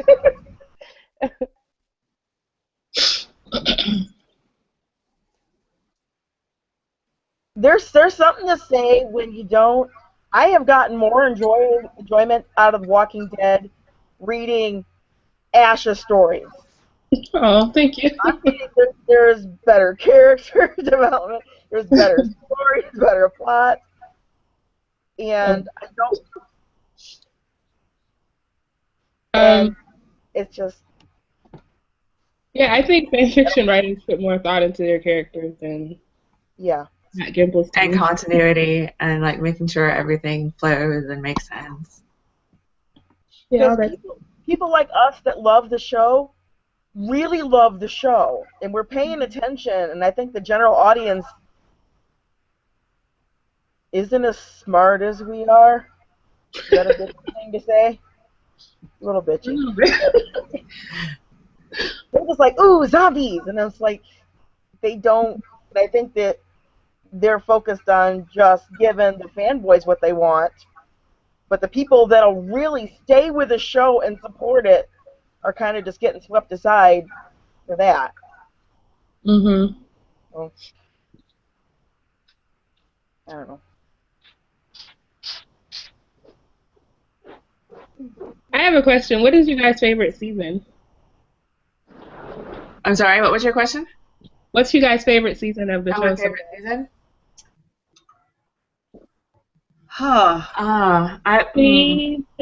I'm 3 is my favorite. 4. 4 is my favorite too. By far. 4. I love I season think 3. I'll go with 4 as well because it had I feel like it had the best development for Michonne and Carl. Like Carl in season 2 and 3 annoyed the shit out of me, but in 4, like I started. I'm like, wow, he's actually a good kid. I like him. He's okay. Yeah, my sentiments exactly. I just I had a good time with season 4. That was a really good time. Yeah, I mean, not even just for Richonne, even though that was like the season of Richonne, but all of the characters, even though I was really fucking mad there was no Rick for half the season, but just the way they developed it and the way each half season ended were so epic, it was like, oh my god, it's the best show ever. I don't know. Yeah. And then it carried on into the first 3 episodes of season 5. But then after that, it was just downhill. But then I expected more from season 5, honestly. So that's why I just like 4. I just like the way it went. I like the whole Claimer story. I like the Claimer laws. It was just some really good high points. I mean, they all went their different way when the prison fell. However, I was in it. I was very much invested in it. Yeah, Yeah, I just liked the bottle episodes. Like, I liked finding out what happened to, like Tyrese and Carol meeting, and then like Carol having to tell Tyrese that she killed Karen and David, and I didn't mind the Beth Daryl episode. I've only watched it once, but I felt like, it kind of like appealed to certain people, so I can understand why they would do it and why they would tell that story. So I was okay with it. I was just happy that he was at least honest. That he was. I thought the second half of that episode was really good. The first half, I was like, "What is this?" And then it got really at some point, and I was like crying. I'm like, "Oh my god!" Yeah. Yes. Yes. No lie, you guys. I cried when Glenn and Maggie Reunited. Yeah. When she smiled and she's crying and she says hi, and I just every single time I just tear up. That's one thing I don't like about. I really liked Alone. I loved how they gave Bob's backstory with that great song, and then like how they had Maggie and Sasha like develop this great friendship. Like I liked just about everything about season 4. Mm-hmm. Yep. Me too. But except for the governor. Yeah. I guess. But you know, season 4 expecting Rick and Michonne to be together. I honestly did. I don't know what I was thinking, but I thought they were going to be together. I thought we were going to. They should have put them together in season 4. Yeah. When she came back to the prison and he ran up to her and he's like, glad to see you. Glad to see you too. I'm like, oh my god, they're doing it. Yes. I thought that was awesome. I'm like, secretly. Yes, and you know what? I had this whole thought in my head, like, you know what? If Daryl didn't ask, appear when he did with the whole "we're going on a run," I really have wanted to believe that she was letting him know about the whole getting his beard all straightened out. It was like, hey, I'll meet you over here in the showers. We'll hook you up, and then we'll get busy. That's how I took that whole razor scene. They were flirting with each other. No one is even gonna tell me otherwise. They were flirting. Definitely flirting. For me, that I started. They were. Yeah, season 4 was my favorite. I miss those days. But you know what? Andy did say he was flirting with Michonne in Claire, where he's like, I do things or something. He did say that.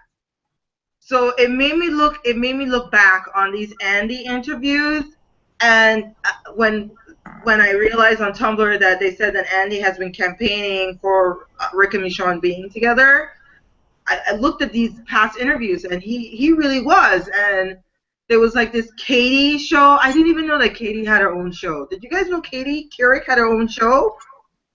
Uh-huh.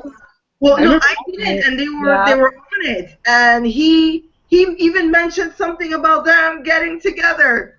And he joked about laughing and blushing, and it dawned on me, like, oh my god, if he's talking about it all the way back then, can you imagine how he is when they do sit down and do these screen talk, like they do the scene, like they talk through the scene when they get the script.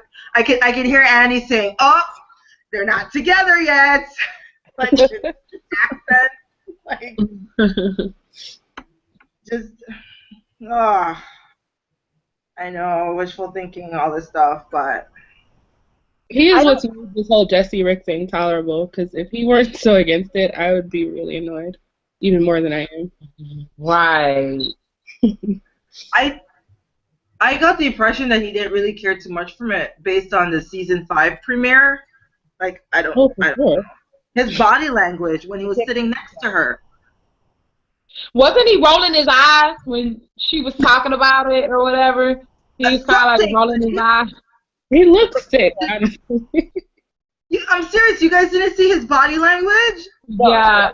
No, I thought uncomfortable. I don't know that he rolled his eyes, but I think he was like, I wouldn't go that far. Like when she said something, it's like, yeah.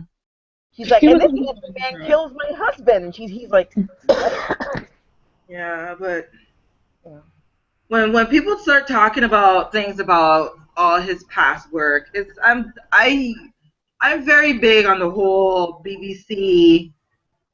So I'm very familiar with his shows and his movies, and there have been shows and a movie where he has no problem getting busy with a woman of color. It's like, so when they bring that kind of stuff up, I was like, no, then I guess you haven't seen Andy's previous work then. So you need to like be quiet. He can act with just about anybody. He's a method actor. he couldn't act with Alexandra Breckenridge because he couldn't sell that. You know what? I think he tried to, though. Epic fail. Epic fail. I think he could. It seems like that on purpose. I really do. He said in interviews that we will get an explanation for Rick's behavior, and I really hope that that's the case. That he was crazy or his PTSD. There's got to be some reason that he lost his mind. It sounds like I'm read it till the end, though. I'm really not looking forward to waiting till episode 16. But we'll see. Maybe Scott made this work. We'll see. I don't know. Yeah. My husband want me back. He's like, I'm so obsessed. He's like, you're so obsessed. I can't talk to you when the episode air. I can't. He's waiting for the series to end. I love him to death. I was upset when he said that. I went to that after now, and I have like, why are you crying? I'm like, I can't believe he kissed her. And he's just like, Jesse, again. I'm like, no, I was so upset about it. He's just like, okay. I think he's really tired of hearing about Jesse. Right. I think we all are. Yes, I'm tired of talking about her. Yeah. So we got another question from Candy Ma 22. She says, "What do you guys want to happen first? Michonne going canon or Michonne officially being co-leader?" Wait, I didn't hear that. Read it again. What do you guys want to happen first? Michonne going canon or Michonne officially being co-leader? Co-leader. Co-leader. Co-leader. In her own right, so it's not like, oh, just because she's with Rick, then she's got, no, she needs to do it. Right. But she can do it, and she can. I wouldn't mind having her be the leader at all. I mean, just have her be the leader. She doesn't have to be co-leader. Yeah, in 5B, like, you know, when they were on the road, and it was like she was the only one who got in Rick's face. No one couldn't say anything to Rick but her. It was like, you know what? This is how it's going to be. This is what we're doing. Even when they were in the barn or in the farm or whatever it was. And she told him, you know, just so you know, this is my face letting you know that we should listen to whatever this guy has to say and not for you to deck him. You know, deck Aaron. Just, she was, and then she was looking out for Sasha when she had her meltdown on the highway when they were killing the walkers, and Abe was like, you know, this is all messed up. And then Rosita looking for Michonne to let her know, you know, what's going on with everyone else in the group. Case in point, Sasha. It was like I see her as a leader. I see Team Family will go to her. You know, it was like, can you talk to Rick? I'm kind of afraid of him. Right, because he might shank me or something. So I'm gonna need you. Can you ask him? Can I go outside and do this, that, and the third? Yeah. Yeah, Deanna didn't play to anybody but Michonne. Right. I kind of think of her as that already, I guess, because I don't know. I guess I already think she's like the leader. Rick is just being crazy. Yeah. But I wouldn't. That's what I thought when Deanna had handed when she broke that moment between them. She completely cocked them by handing the map over to Rick, but Michonne took it. I was like, yes, at least someone did that part right. They just made her take it. To me, I just saw that scene as I will look at the map. Let me see what kind of changes you want here, and I'll get back to you on it. Right, because Rick ain't gonna do it. I got this. Yeah, and now you're dying, and it's gonna work. Yeah, too bad you won't be able to see it. But it's gonna work. I'll make sure. I like Deanna. I like her. She went out like a champ. She went out. I hate she died. I hate that. Yeah, I wish she could stay, but she can't stay if they're gonna be the leaders. There's no purpose for her. But well, she could have been like grandma or something. Like they didn't have to kill her. That would have been cool. Yeah, they could have done something with her. Oh, they didn't have to kill her off. I was kind of devastated about that. And but did you hear Tova on Talking Dead about that? Something. What did she say? Michonne. She said something about Michonne being the leader, and Chris didn't like that. I don't remember that. I didn't say anything. No, she said something about if there was anyone who was crap. I have to find it. But I knew them talking about it. I just didn't feel like Chris said anything that made it seem like he was against it. No, but he ended it. Like he was like it wasn't a discussion. Like let's continue talking. Yeah, he didn't really converse into it. It was either they went to commercial or he asked an audience question or a survey of some sort. But I just like that Tova said something about Michonne being the leader or being co-leader, or that she could take Alexandria if she wants to. I don't remember Chris really annoying me in that episode, so I don't. Yeah, he just went to commercial. He said they could talk about it again, but they didn't. Okay. See? That's his way of saying not talking about it. But you know what? That Tova, she's deep. Because when I was watching that Talking Dead, I was like, is she on something? Because she's like, the way she talks, she was like, you go into the light, and then the light goes into dark, and then you do. I'm like, what is she talking about? Like, she was just too deep for me. I was like, what? You know what I'm saying? I was like, what is all this you speaking, girl?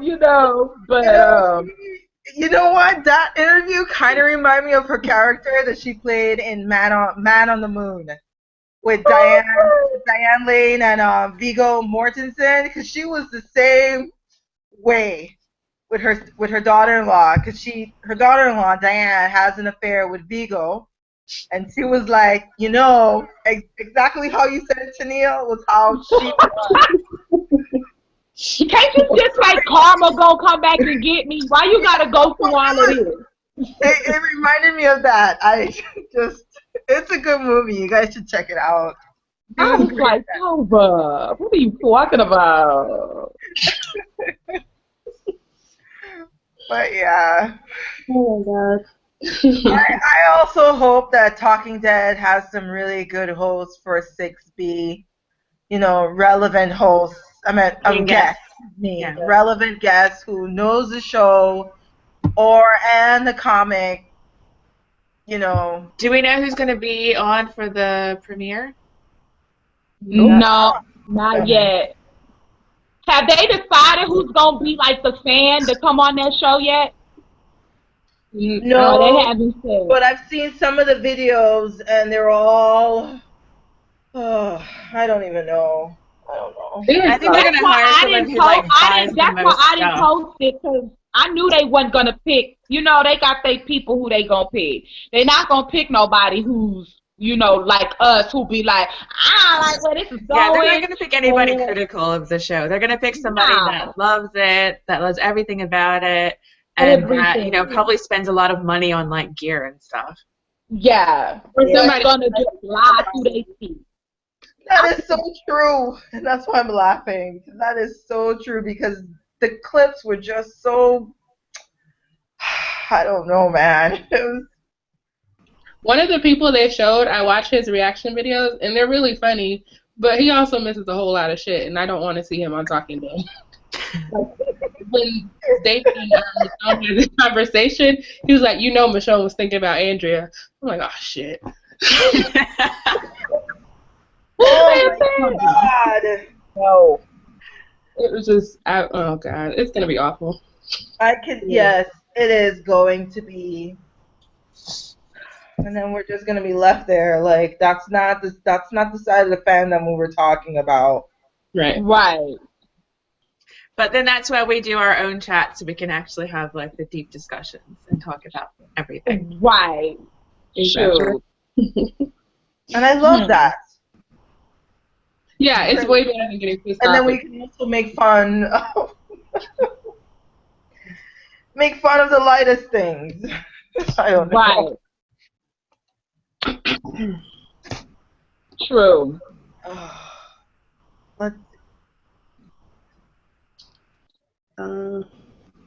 Let's see. Wait. Simple. Here's something from Simple 4321. Okay. Ladies, is Walking Dead. Wait, Walking Dead. I'm just gonna go ahead and read out what she just says. Walking Dead is the best show on TV, so they have to be doing something right, don't you think? What? It is not the best They show. hire really good actors, I think, for the most part. Wait, Right. did I miss something? It's not the best show. I used to say that, but not anymore. It's a popular show. They don't mean best, though. They're not the same thing. Right. Yeah. Just because it's number one or whatever, don't make it. Yeah, come on. It's we the gotta most look at watched all the TV other show. stuff. Yeah. It ain't on like Breaking Bad status. Come on now. No. It's oh Lord, I can't even imagine that being true. Okay, I mean, I think it's good to talk about things that we like about the show. Yeah, I agree. Like you said, they hire great actors. Like they are why I keep coming back because I have great affection for all of them, most of them. So Right. Yeah, not all. Not all for the most part. But we know who's the best. Who's the best actor? I think part of it is because like we're all readers, I'm sure, and quite a few of us write, and we know what a good story is. So when the writing is bad, we can't overlook it. Right. Even if it's exciting, if the writing's bad, it doesn't matter what else other cool things happened. Right. There's times that they're saying dialogue, and I'm like, what? Because The Walking Dead has too many filler episodes. You know what I mean? Too many filler. Where I feel like you can end the story, and let us come to the conclusion of a story, and let's go into the next. You don't have to draw it all the way to 8 episodes, and then it's done, and then we jump into the second part, and then we go into a whole new territory, and then that's done, or you leave us hanging until we come back for season 7, So I just don't agree with that. I wish they would sum up stuff a little bit more than dragging it out with these whack episodes. They just have really odd paces. Like, they'll rush through really good arcs like Terminus and Garrus and the Wolves, and then make us sit through nonsense like The Hospital. Why? Yes. I really felt like they should have kept that term. Like, I was like, okay, I thought that they were going to keep them around longer. And then when they didn't, I was like, oh, man.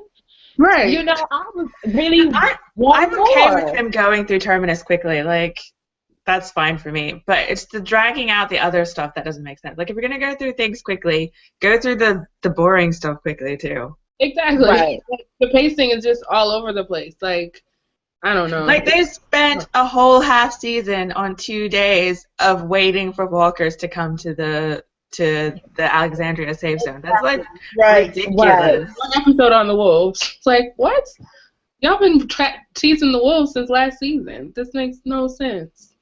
They completely went left. And it seems like they've dropped the wolves now. Like, they came and attacked, and then Rick killed all of them, the rest of them that got away, so there aren't any more wolves. But we don't even know that. They're just not going to show up anymore. Exactly. That's it. And, I mean, like I said before, I thought that they were going to be the ones that brought the walkers to Alexandria, because that's where they were going with it at that last episode in season 5. So then they had all these walkers, and now all of a sudden they didn't go that way. So I was just like, what was the point of even bringing them into the story if you weren't going to go that route? Right. Yeah. Yeah, something definitely changed over the hiatus between season 5 and season 6. It just made no sense. Because they never gave us a reason in the comic book to why Alexandria never was touched. So why did you have to give us an excuse in the show? You never told us in the comic book how these people never came across danger or a gang full of walkers. Well, I don't think you know what? I actually have a theory on that. They hadn't been at the prison for a year, so they had to kind of do that a little bit. You know, I do have a theory. What is it? Well, I feel that it has everything to do with the Saviors. I think the Saviors was buying their time with the Alexandrian, whereas I know they had like some kind of deal with the Hilltop where like they'll keep the area clear of the walkers to get half of their goods, you know, the food and whatnot. So I think that they were buying their time with the Alexandrians to see what they were about, what they can get from them. I think they were being watched. I think the Saviors were watching them. So that's. But why watch them? And maybe keeping the area clear. I mean, just to get their foot in the door and somewhat to say, hey, we've been keeping your area clear of the walkers. That's why you didn't see them. Blah blah blah. But I think the game changed once Rick and crew made their appearance there. Like, okay, we can't play hardball with this group because they won't go along with what we have to say. I just thought that would be one of the reasons why the place wasn't untouched in the comics. Oh, girl, you lost me. I mean, does that make some kind of sense? Or, you know, Well, the only issue is why would they not take advantage of the Alexandrians as soon as they found them out? Like, there's no reason to just, you know, kill all the walkers and then not tell them, hey, we did this for you, now you need to do something for us. Okay. Well, squash that theory. Squash it. Sorry. So, I don't know, but that's good. Who knows? Who knows? I'm just really excited. I am, although, excited to see Jeffrey play Negan. I loved him in The Comedian in the Watchmen movie, and I think the Comedian would be as close to Negan in the comic book as he would be in the Watchmen. I hope that kind of makes sense because the Comedian was kind of sadistic. He was also an asshole, and you kind of root for him in the process because he did realize the error in his ways. Hence Negan when he lost the war with Rick. So I think Jeffrey will do a good job. I'm just kidding. Oh, I didn't hear that. I'm not getting my hopes up because I know how they do characters. So I'm not getting my hopes up for that until I see it. Yeah, I'm just concerned how they're going to play him on cable TV. Like, it's just, this is definitely a case of where it would be better on HBO. So, yeah. You freaking I just don't know. I get my hopes up when they bring in these characters and they let me down. So I have to just see when he comes He can in. still be just as charismatic and stuff. He just won't say fuck as much. So they might be able to get 1 or 2 in a season, but that's probably about it. Yeah. But he But can it's still got be the 3 same other guy. words, though. He says Yeah. fuck so Listen, much. Right. It's he How much? does. He says it a lot. So what's Yeah. a word could you put in between him saying, not saying fuck all the time? What's another word? Fudge. I don't know. What can you do? I think maybe they will add it in, but just beep it out. No, that would be There's a lot of lame. you won't That would be understand lame. anything he's saying because it'll just be silence.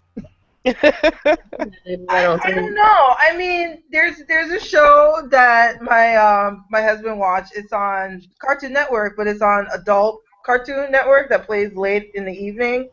Yeah, It's there's also Rick and Morty, and they actually based Rick and Morty off of Doc and Morty McFly from Back to the Future, but it's much more crass and crazy and ridiculous. And Rick, the grandfather for Morty, he say curse word like every other sentence, and they beep it out. But I mean, it's animated, but it works. So I don't know, and they can do it. They can say fuck and it can be beeped out. Yeah, but I think if they beep it out, it kind of takes you out of the stories. Like, oh, we're not actually in this world anymore. We're watching TV. And it's so weird. Did you guys notice that Abraham said it in that little, whatever that teaser was at the end of Start to Finish? No, what did he say? He said fuck, but they, of course, silenced it. I didn't even notice it until I watched it again. Like, I didn't notice that. know that. Yeah, see, it's just strange when they didn't even hear it. So yeah, there's no point.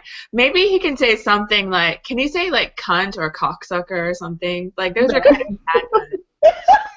Yeah, they'll find substitute words. Oh my goodness! Do you want white women get into a tizzy over the word cunt? what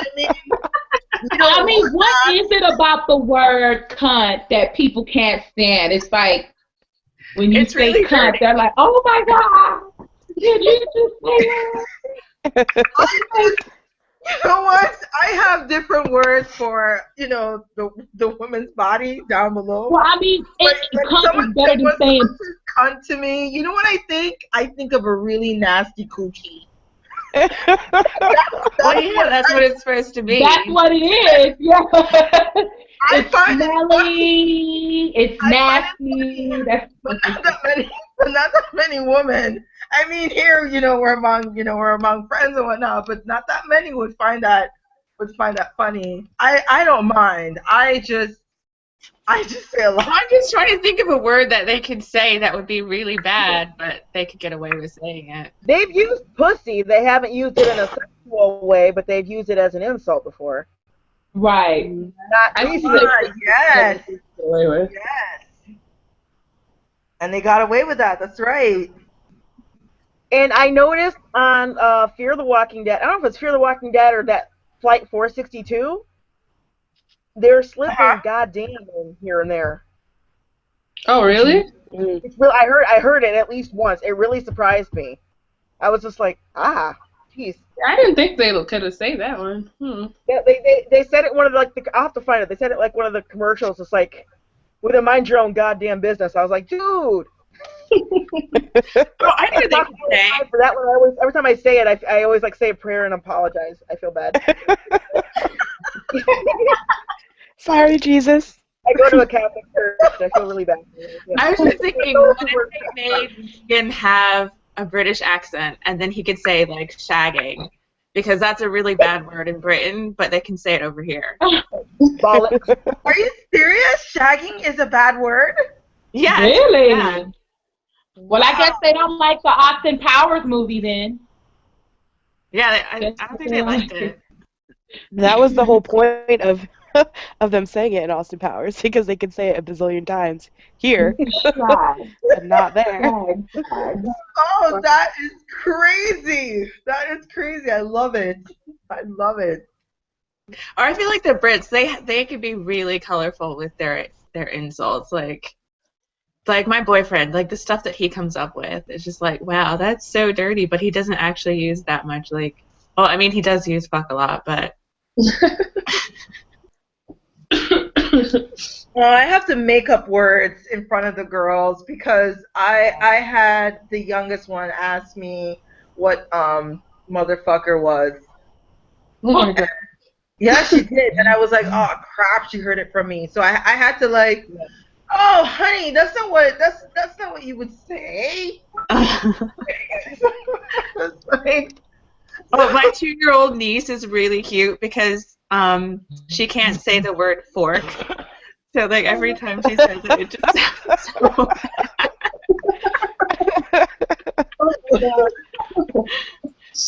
bad. My oldest one is 9, and she freaks out if she hears a bad word. She goes, "I'm gonna pretend I did not even hear that." And she covers her ears and just goes like la la la, and I'm like, calm down. Hey, lady. Hey. I didn't even figure to call you guys back. I figured you guys would be wrapping up right by now. No, we're still going. We're still going. I'm having a great time. It's like I feel like I haven't talked to you guys in eternity. So it's like I know. And I can go on for as long as you guys want to because I don't have to work today. I'm still on vacation. Oh, wow. Must be nice. That is awesome, Kay. That's great. Mm-hmm. Oh, did you guys answer my question that I sent about the Morgan? No, where is it? No, what was it? Is it in the Q&A? I answered the question. It was regarding Morgan's past episodes. I noticed when I was glancing back and forth through the marathon, I wasn't feeling as hyped about Morgan in the past episodes now that I know the character he is now. It kind of, I don't know, it's tarnished now. I don't like this Morgan. I think, honestly, I think they're playing on words. He says all lives are precious. Every time you say that, it reminds me of people on Twitter saying all lives matter. Okay. Yeah. And you know what? It infuriates me because I feel like they did that on purpose, or to see if anyone would respond to it or take to it. But he's a problem. He needs to get back into the way things was from season 1, when he said that these things will kill you. You have to kill them. Yeah. I think he and Carol need to get stuck doing something together, just the two of them, and then they can balance each other out. He'll get a little more aggressive. She'll calm down a little bit. Like, something needs to happen with the two of them. I think something is. Huh? They need to meditate. Something That's what is. they need to do if they want to be, Did you say meditate? Yes, I said meditate. I did. Yeah, there was something about me watching the Morgan episodes this time around. It was like, oh, but I know what you're going to turn out to be. So it sort of messed it up a little bit for me. Yeah. I never had that much affection for Morgan. I really like Clear, so I like him in it, but he was crazy then, so I'm fine. I don't like Morgan right now, but I also don't really care. Yeah, I'm just bored by him because it's the same. I was hurt for him. I mean, he was in a very dark place in that woods. Writing "Hair's Not Here," and I mean, I know he blamed himself for not taking down Jenny, thus losing Dwayne in the process. But I maybe he can come back from this. Maybe he can see the error of his ways and get where he needs to be. I think something's gonna have to put one of the kids in peril for him to have to make a choice and see that the way that his mindset is fine if he's living by himself in the woods and doesn't really come across people, but in the real world where there's other people that actively seek to kill you, like sometimes you have to take a life. Like something's gonna have to happen with somebody that he values, like one of the kids. Exactly. I could see that definitely happen. I mean, with Denise disappearing and Carl getting shot, like maybe that'll be something that he realizes. That'll be what happens that makes him realize he done fucked up. Right. Yeah. But Denise has no reason to be missing. You guys, a knife, okay? He had a knife. And yeah, they could have shot him in the head. They had gone. They could have taken this wolf down like that. Yeah. Taken their guns. Did anybody, like, who saw them, like, leave? Did anybody see them leave? We haven't. It was No. just her. Denise is kind of passive, you know, so I don't really see her. It doesn't even matter if they saw any if anybody saw the wolf and Denise leave, because we didn't even see Carol and Morgan go out to see the perch fall. There's so much inconsistency with the story visually. What was it season in episode 7? Morgan and Carol were at the door. Then when you come on season 8, they running from the thing fall. There's inconsistency all over the place. So whether or not we saw anybody that saw the wolf leave with Denise, I'm sure they're gonna come in it with the wolf and Denise out in the road and people see them. It's not gonna be like nobody's gonna realize that she's missing. You know what I mean? Like nobody's gonna realize that she's missing because like they didn't see her before they put the walker gunk on to try to get through the herd inside the walls. Nobody's gonna realize she's missing, and if they do, they'll be like, oh well, maybe she died. So they're not gonna even know to look for her. Well, Tara knows, and whoever was with her. Tara and Eugene. And I don't care how many people say they like that doctor, I'm still not liking her yet. She ain't won me over. So as far as I'm concerned, she can get da-da-da-da-da by that wolf. I don't need her. Step up. She don't need her, so she needs to live. Yeah, I think hopefully like she'll have a purpose. Like we see her saving people and or just step up and stop being so anxious and be some kind of story for Tara. That was so unnecessary. No, I want Tara to die. Well, what I mean is she didn't need to be a story for Tara. Right. That's what I said. She doesn't need to be her story. Oh, I know why she's a story, though. I think So Tara... build her up so she can die. Yeah. Yep. Build her up so she can die. She can die. I don't need her. Okay, I got a question. This is a good one from Candy Ma 22. Candy, you are on point with some of these questions. They are amazing. So, do you think Sasha and Michonne will have a reconciliation and become friends? They didn't have a falling out, but I feel like they're in you stay on your side, I'll stay on mine mode.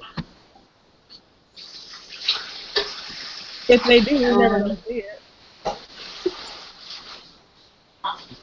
All right, I can see where they're going with the story, but I don't want any kind of rift with Michonne and Sasha. I just don't. They are both very strong women of color, and I don't want a conflict between them over something silly when I know for a fact that in real life, women of color are going to be bitching over some stupid shit like this.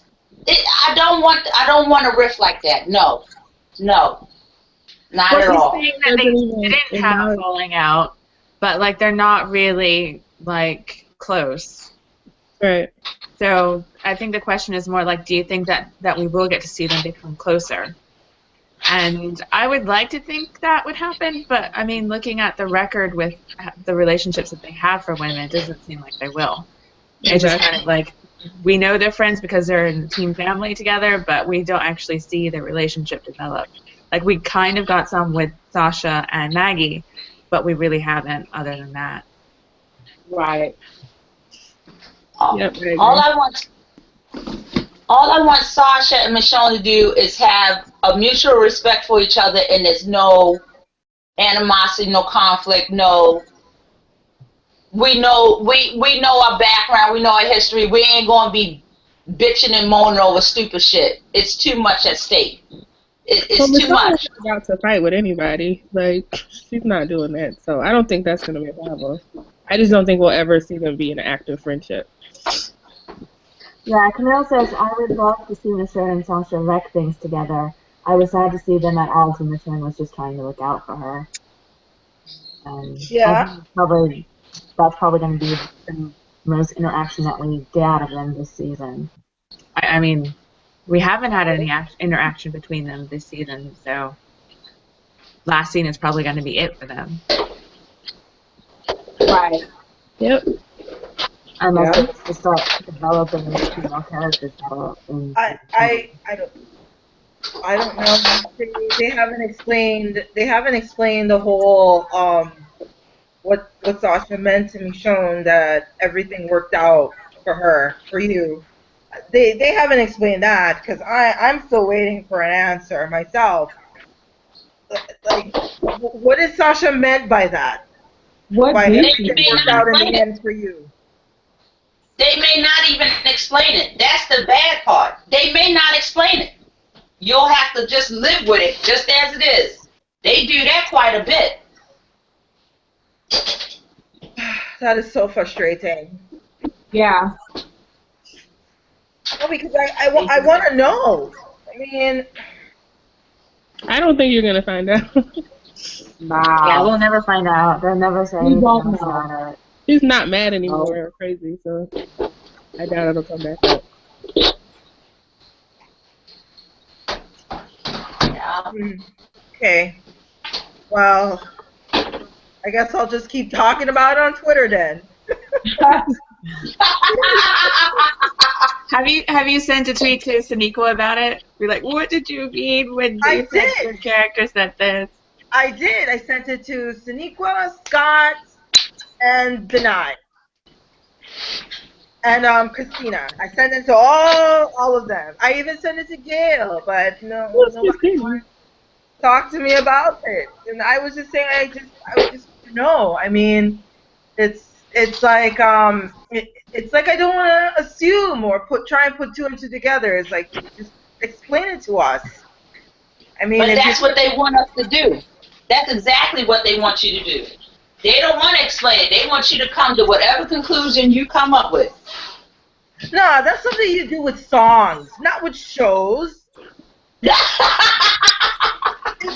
No, they can't. I'm serious. You can take a song and you can twist it up and try and make it your own and say I'm reflecting on that's about me in the song, because that's the song. You can relate to the song. But if they're going to give you these kind of scenes and they're going to give you these kind of lines, I mean, that's another thing that I said earlier about being a true fan, because you're a fan of the show, you're a fan of the comics, but I mean, what is so wrong with analyzing a show that isn't really necessarily about walkers or zombies? Yes, it is about walkers, it is about zombies and living and dying, but it's about these people that we love. We want to know more about them, and they're not giving that to us. So I feel like I'm being cheated on for that. Well, the less information they give on each character gives them more ability to maneuver how they want the character to flow. So right. Or, completely change the character. As vague, if they can get away with it, no matter how vague they can get away with it, it's good for them because they can do whatever they want with a character. That's just messed up. I know.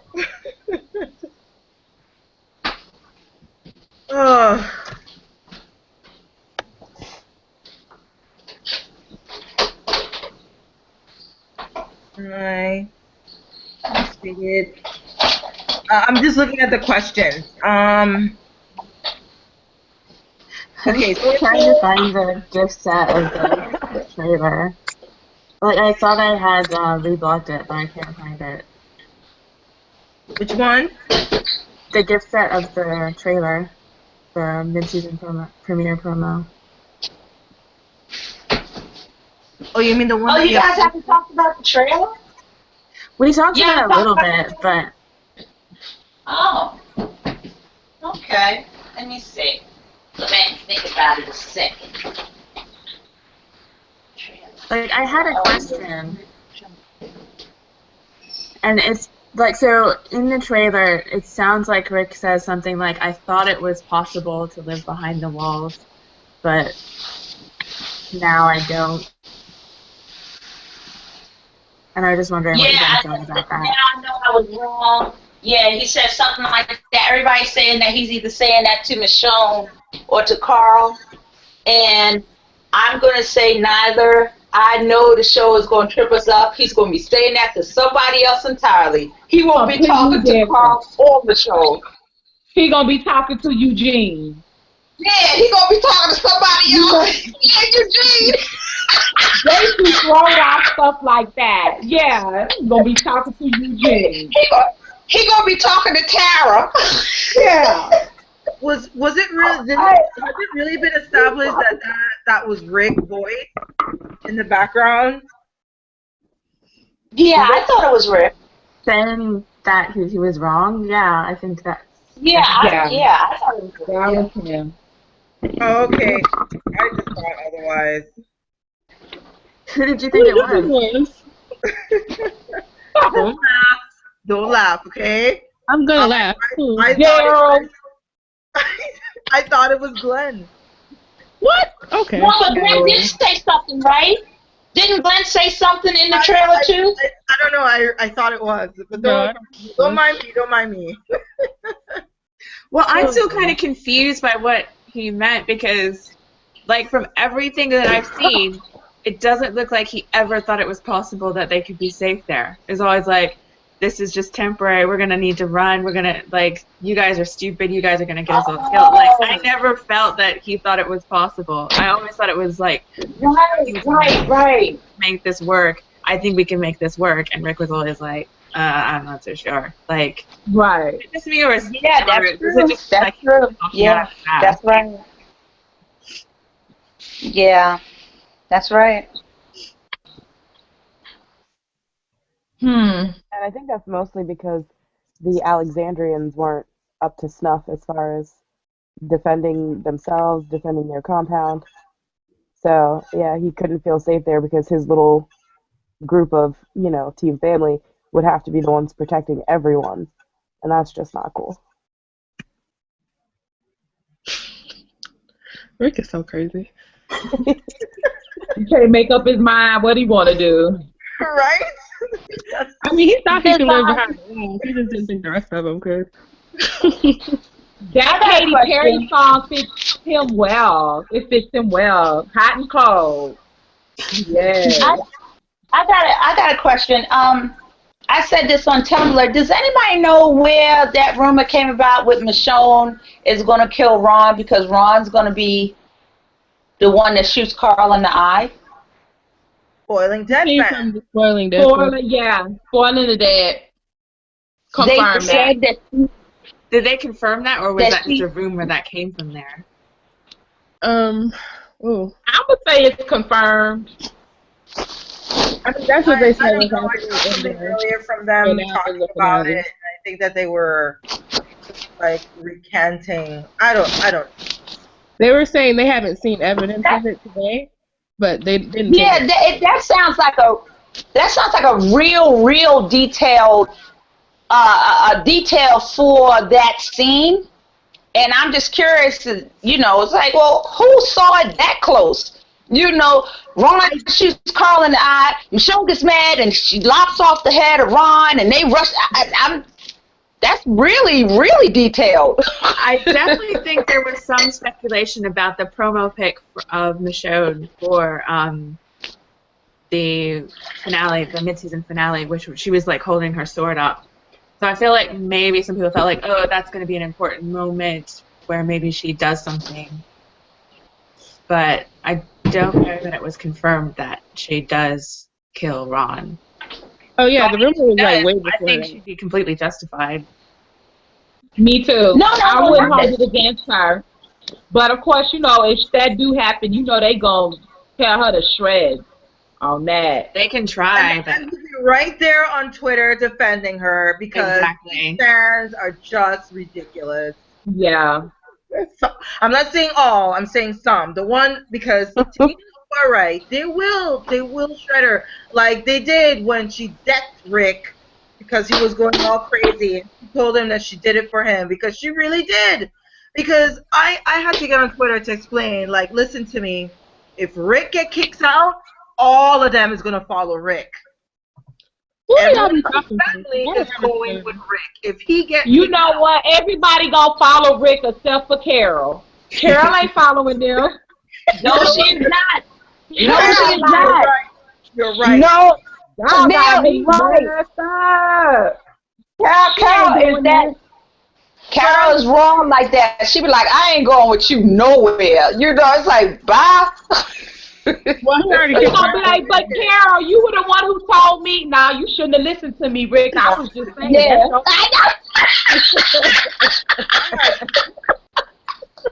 You should have listened to me, Rick.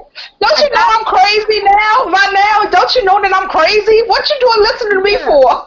Why was you listening to me about killing that woman's husband? Yeah.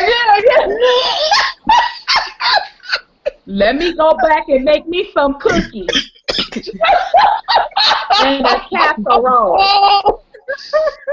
No,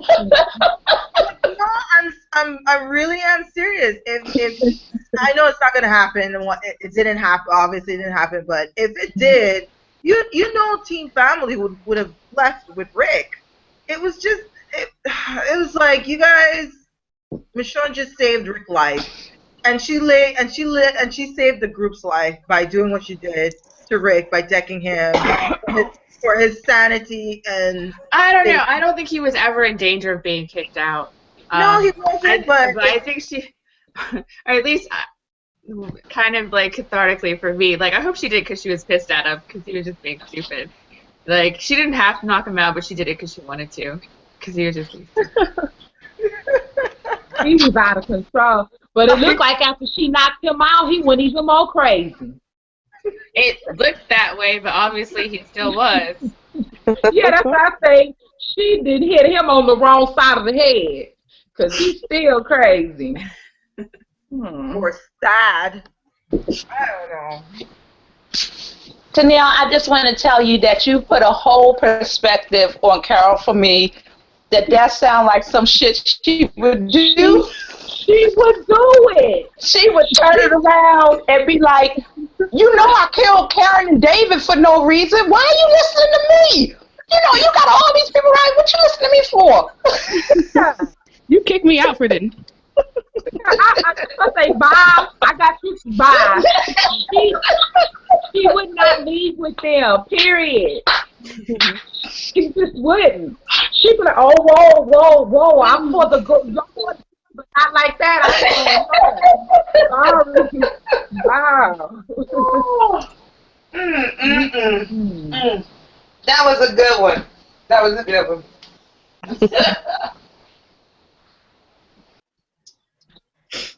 I can't imagine that anybody likes Ron enough to be mad at Michonne for killing him.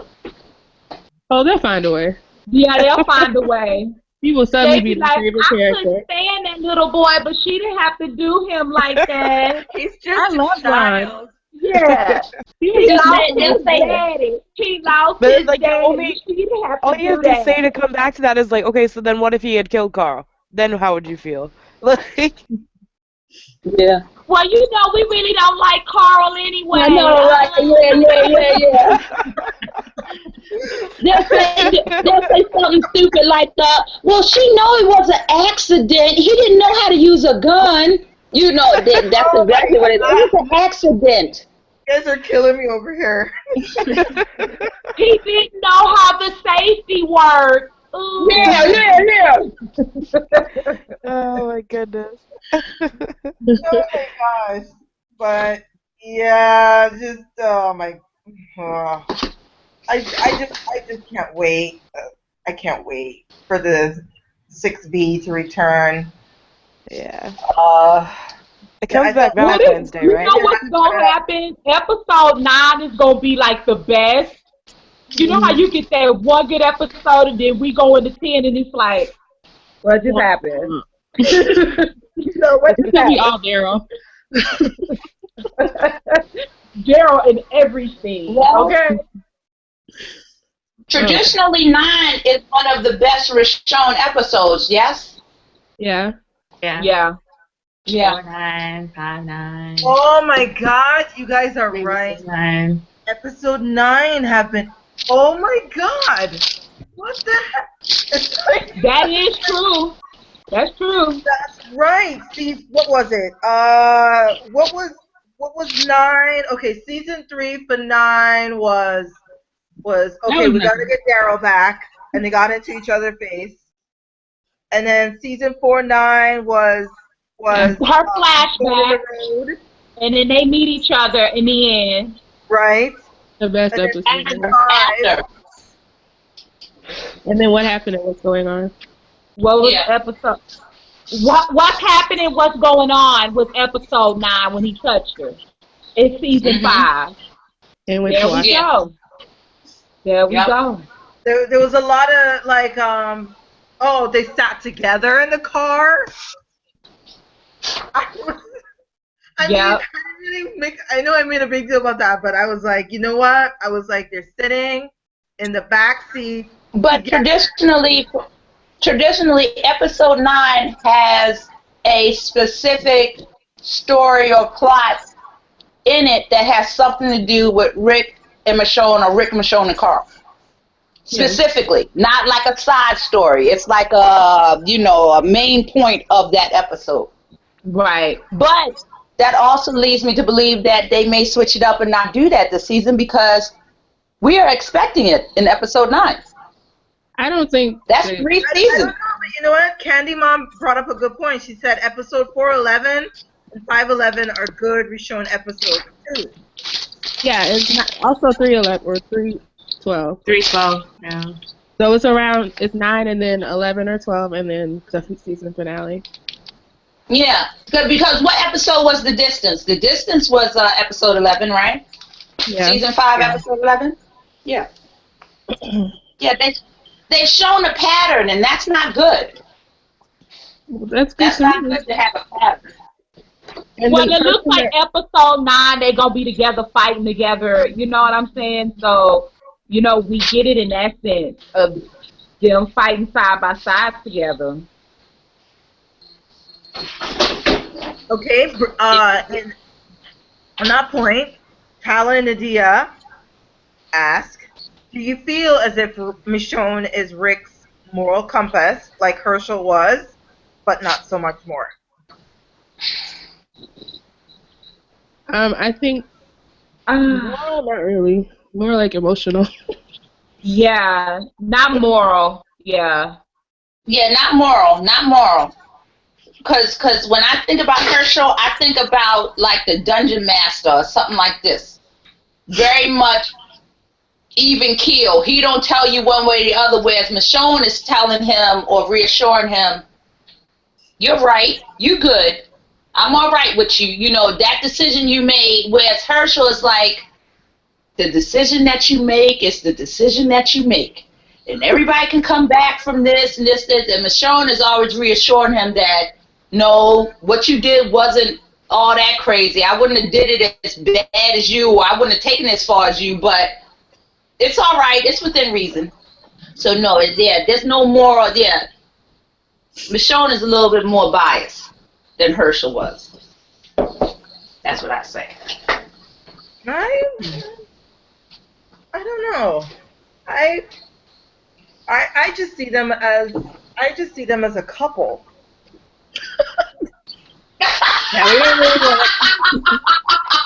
We don't really want to compare Rick and Herschel and then Rick and Michonne. That seems No, kind of I'm funny. talking about Rick and Michonne. I see them as a couple. Like in Okay. So she's his everything, not just his moral compass. Right. Well, he's getting there. I don't know if I can say that yet. Right. Because they can show go left on you real quick. So. He was talking about not telling the Alexandrian what they're gonna do, and she was really, and I say really the exact same way she says really when I'm upset over something my husband would say to me, like, really, babe, really, like Yeah, there is definitely a lot of subtext in that, really. Yeah, there was a lot. Yeah, it was. If only Gianna didn't interrupt that. But I just see them as. But that's what every time they have a moment, somebody interrupts them. It makes me mad. I'm like, can they just have a moment where they can hug it out or whatever's gonna happen? Somebody always comes in at that moment when they're looking into each other's eyes and they just want to just like make out or something. I don't know. Yeah, like Glenn. Always stop them. With the RV when he made it work, I was like, damn it, Glenn!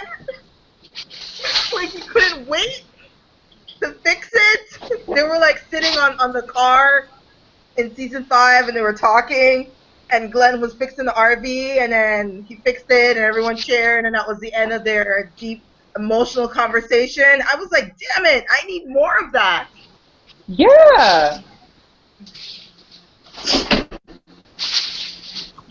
That's the way they planned it. They don't give you too much. They just go so far and then they pull back. And I'm like, ugh. Dang it. They give you everything else. They give you everything else but that. It's very unsatisfying. Just like what was it? The last episode in season 5. Why couldn't they? You had a perfect bed right there. You had a bed. The light was shining in on them at the perfect, angle. They didn't even have to get in the bed together. They could have just hugged. Like, a hug would have done so much. I really thought They could have did a fist bump. Like when she walked out the room, he could have grabbed her by her arm. Girl, come here, come here, girl, come here. I would have been happy with a fist pump. They could have did a fist pump, a high five, a low five. They could have because if you would have done that, well, yeah, that's your brother and that's your sister. They best. I would have wanted a high. I would have. All I want is a hug. I just want a hug. That's all I want from them. I'm not even gonna hope for anything else, but a hug would just be so great. And then maybe he can pinch her booty, like just pinch her booty. He always looking at it. He always looking at it. Go ahead and pinch and tap it or whatever. Put your head back there. Mm-hmm. In his face. I mean, absolutely. I mean, no one can tell me otherwise in season 4 when they were in the house and he looked back and watched her as she's leaving. Come on. She's like leaving the kitchen and he's watching. Everyone knows exactly what he was watching, and it sure as hell wasn't her back. But did she have to walk off faint like that, though? Did you see how she walked off? It was faint. She turned around and just she walked off. Yeah, she was switching. Too hard. She was switching too hard. I was like, okay, Michonne, you know what you're doing. You know what you're doing. You know. I love him so much. I know. Me too. But by the end of season 6, if it don't happen, I'm whatever. I'm like, well, guess it's not gonna happen. Yeah. I said the same thing too. I gave them to season 6. I mean, I've waited long enough. I've sat through so many Comic-Con videos Haley Fest interviews on YouTube. I am like, I'm Look, ready. Emmy repeatedly watched these episodes of Comic Con and Paley Fest over and over again. I mean, even there was this. You guys know about the Paley Fest where Norman actually got up from his seat, so Andy and Denai could be having their like conversation together as the questions was coming to them, because I don't know. I just feel like oh my God, oh my Jesus, I just want them to happen, you guys. Just make them happen. Someone. Well, like I said, it has to happen in this season, or if they don't do it this season, at least for me, they're not following the comic book, which means they deviating it for some other reason. All this time you've been following the comic book, and on this particular storyline you skip it? No. Yeah, it feels like if they don't do them this season, they have like no intention of really doing them until like maybe the end. Yeah. And I won't be here if they do that. They'll lose so much fans that been rooting for these two characters to get together. It's not, you know what, it doesn't even have to be looked at in ruining the story as much as, the characters, as much as you know organically how this story should be flowing. And you are purposely diverting from it for whatever the reason is. Whether you're holding out on it for the last season or whatever, it's messing it up. It almost really, outside of my reasons for wanting it to happen, that's different. If you don't do it now, like it is in the comic book, like you say all along you're doing, and you skip it, you're messing up the whole flow of the story. Because we are following based on how you are following, saying you're following the comic book. So where is it? So he going to get the hilltop, and he's still going to be single, not looking at nobody, because then that's different from the comic. And that's a big deviation from the comic. That's not a small one. That's big. He needs to have somebody. Unless what they're doing, they're going to hook him up with somebody from the hilltop. Oh, hell no. I'm just saying, you never know. You never know with them. I'm just saying. If this don't happen with him and a lot of people, I'll be like, okay, even the people that don't even ship, those that don't even ship Rick and Michonne, that read the comic know at this point in the comic, because they're going to be downtime before they get to Hilltop, Rick is supposed to be doing this. There's certain expectations that people are waiting on. Right. Because they are following the comic. If their asses wasn't so busy following the comic word for word, you wouldn't be kind of put in this corner. You have to deliver on this. If you don't, then that changes the story entirely. I think based on what the actors have said, it's going the way the comics have gone. So for me, I'm not even like questioning it anymore. If it doesn't happen for some crazy reason, I'm out. But I don't think it's a problem. Yeah, I don't think they're going to deviate that much. But I'm just saying, like, if for some reason they didn't do it, it would seem like, okay, if they're not doing it for a specific reason and they're just like, they're not going to do it anytime soon because they had the chance, but they haven't done it yet. Right. Yeah, it would lose it. It would lose its shine. It wouldn't be as much fun. Yeah, it wouldn't be as much fun. All right, ladies. Well, I'm out. I'm not off tomorrow. I have to go to work, baby K. I know. I'm gonna follow behind you, Lainey, because I gotta get up early too. And you need to. I'm gonna be giggling about that shit about Carol all night long. You're not right. Why you dog my girl Carol like that? Oh, girl, it's the truth. She's a dog. She's dirty. She's dirty. All right, ladies. You have a good night. Happy New Year to you. Happy New Year. And this is probably a good point to end the conversation anyway. Yeah. So, thanks for coming, and we'll do this again for the premiere. Like, did you guys like the live thing that we did last time, or do you just want to wait till after the show? I think we should wait till after the show. Okay. Because I want to watch this. Okay. All right, so we'll do it again after the premiere, and then we can talk about it. Okay. Okay, sounds good. All right, guys. Good seeing you guys. All right, bye, guys. Bye. See you Have later. a good night, guys. You too. Bye.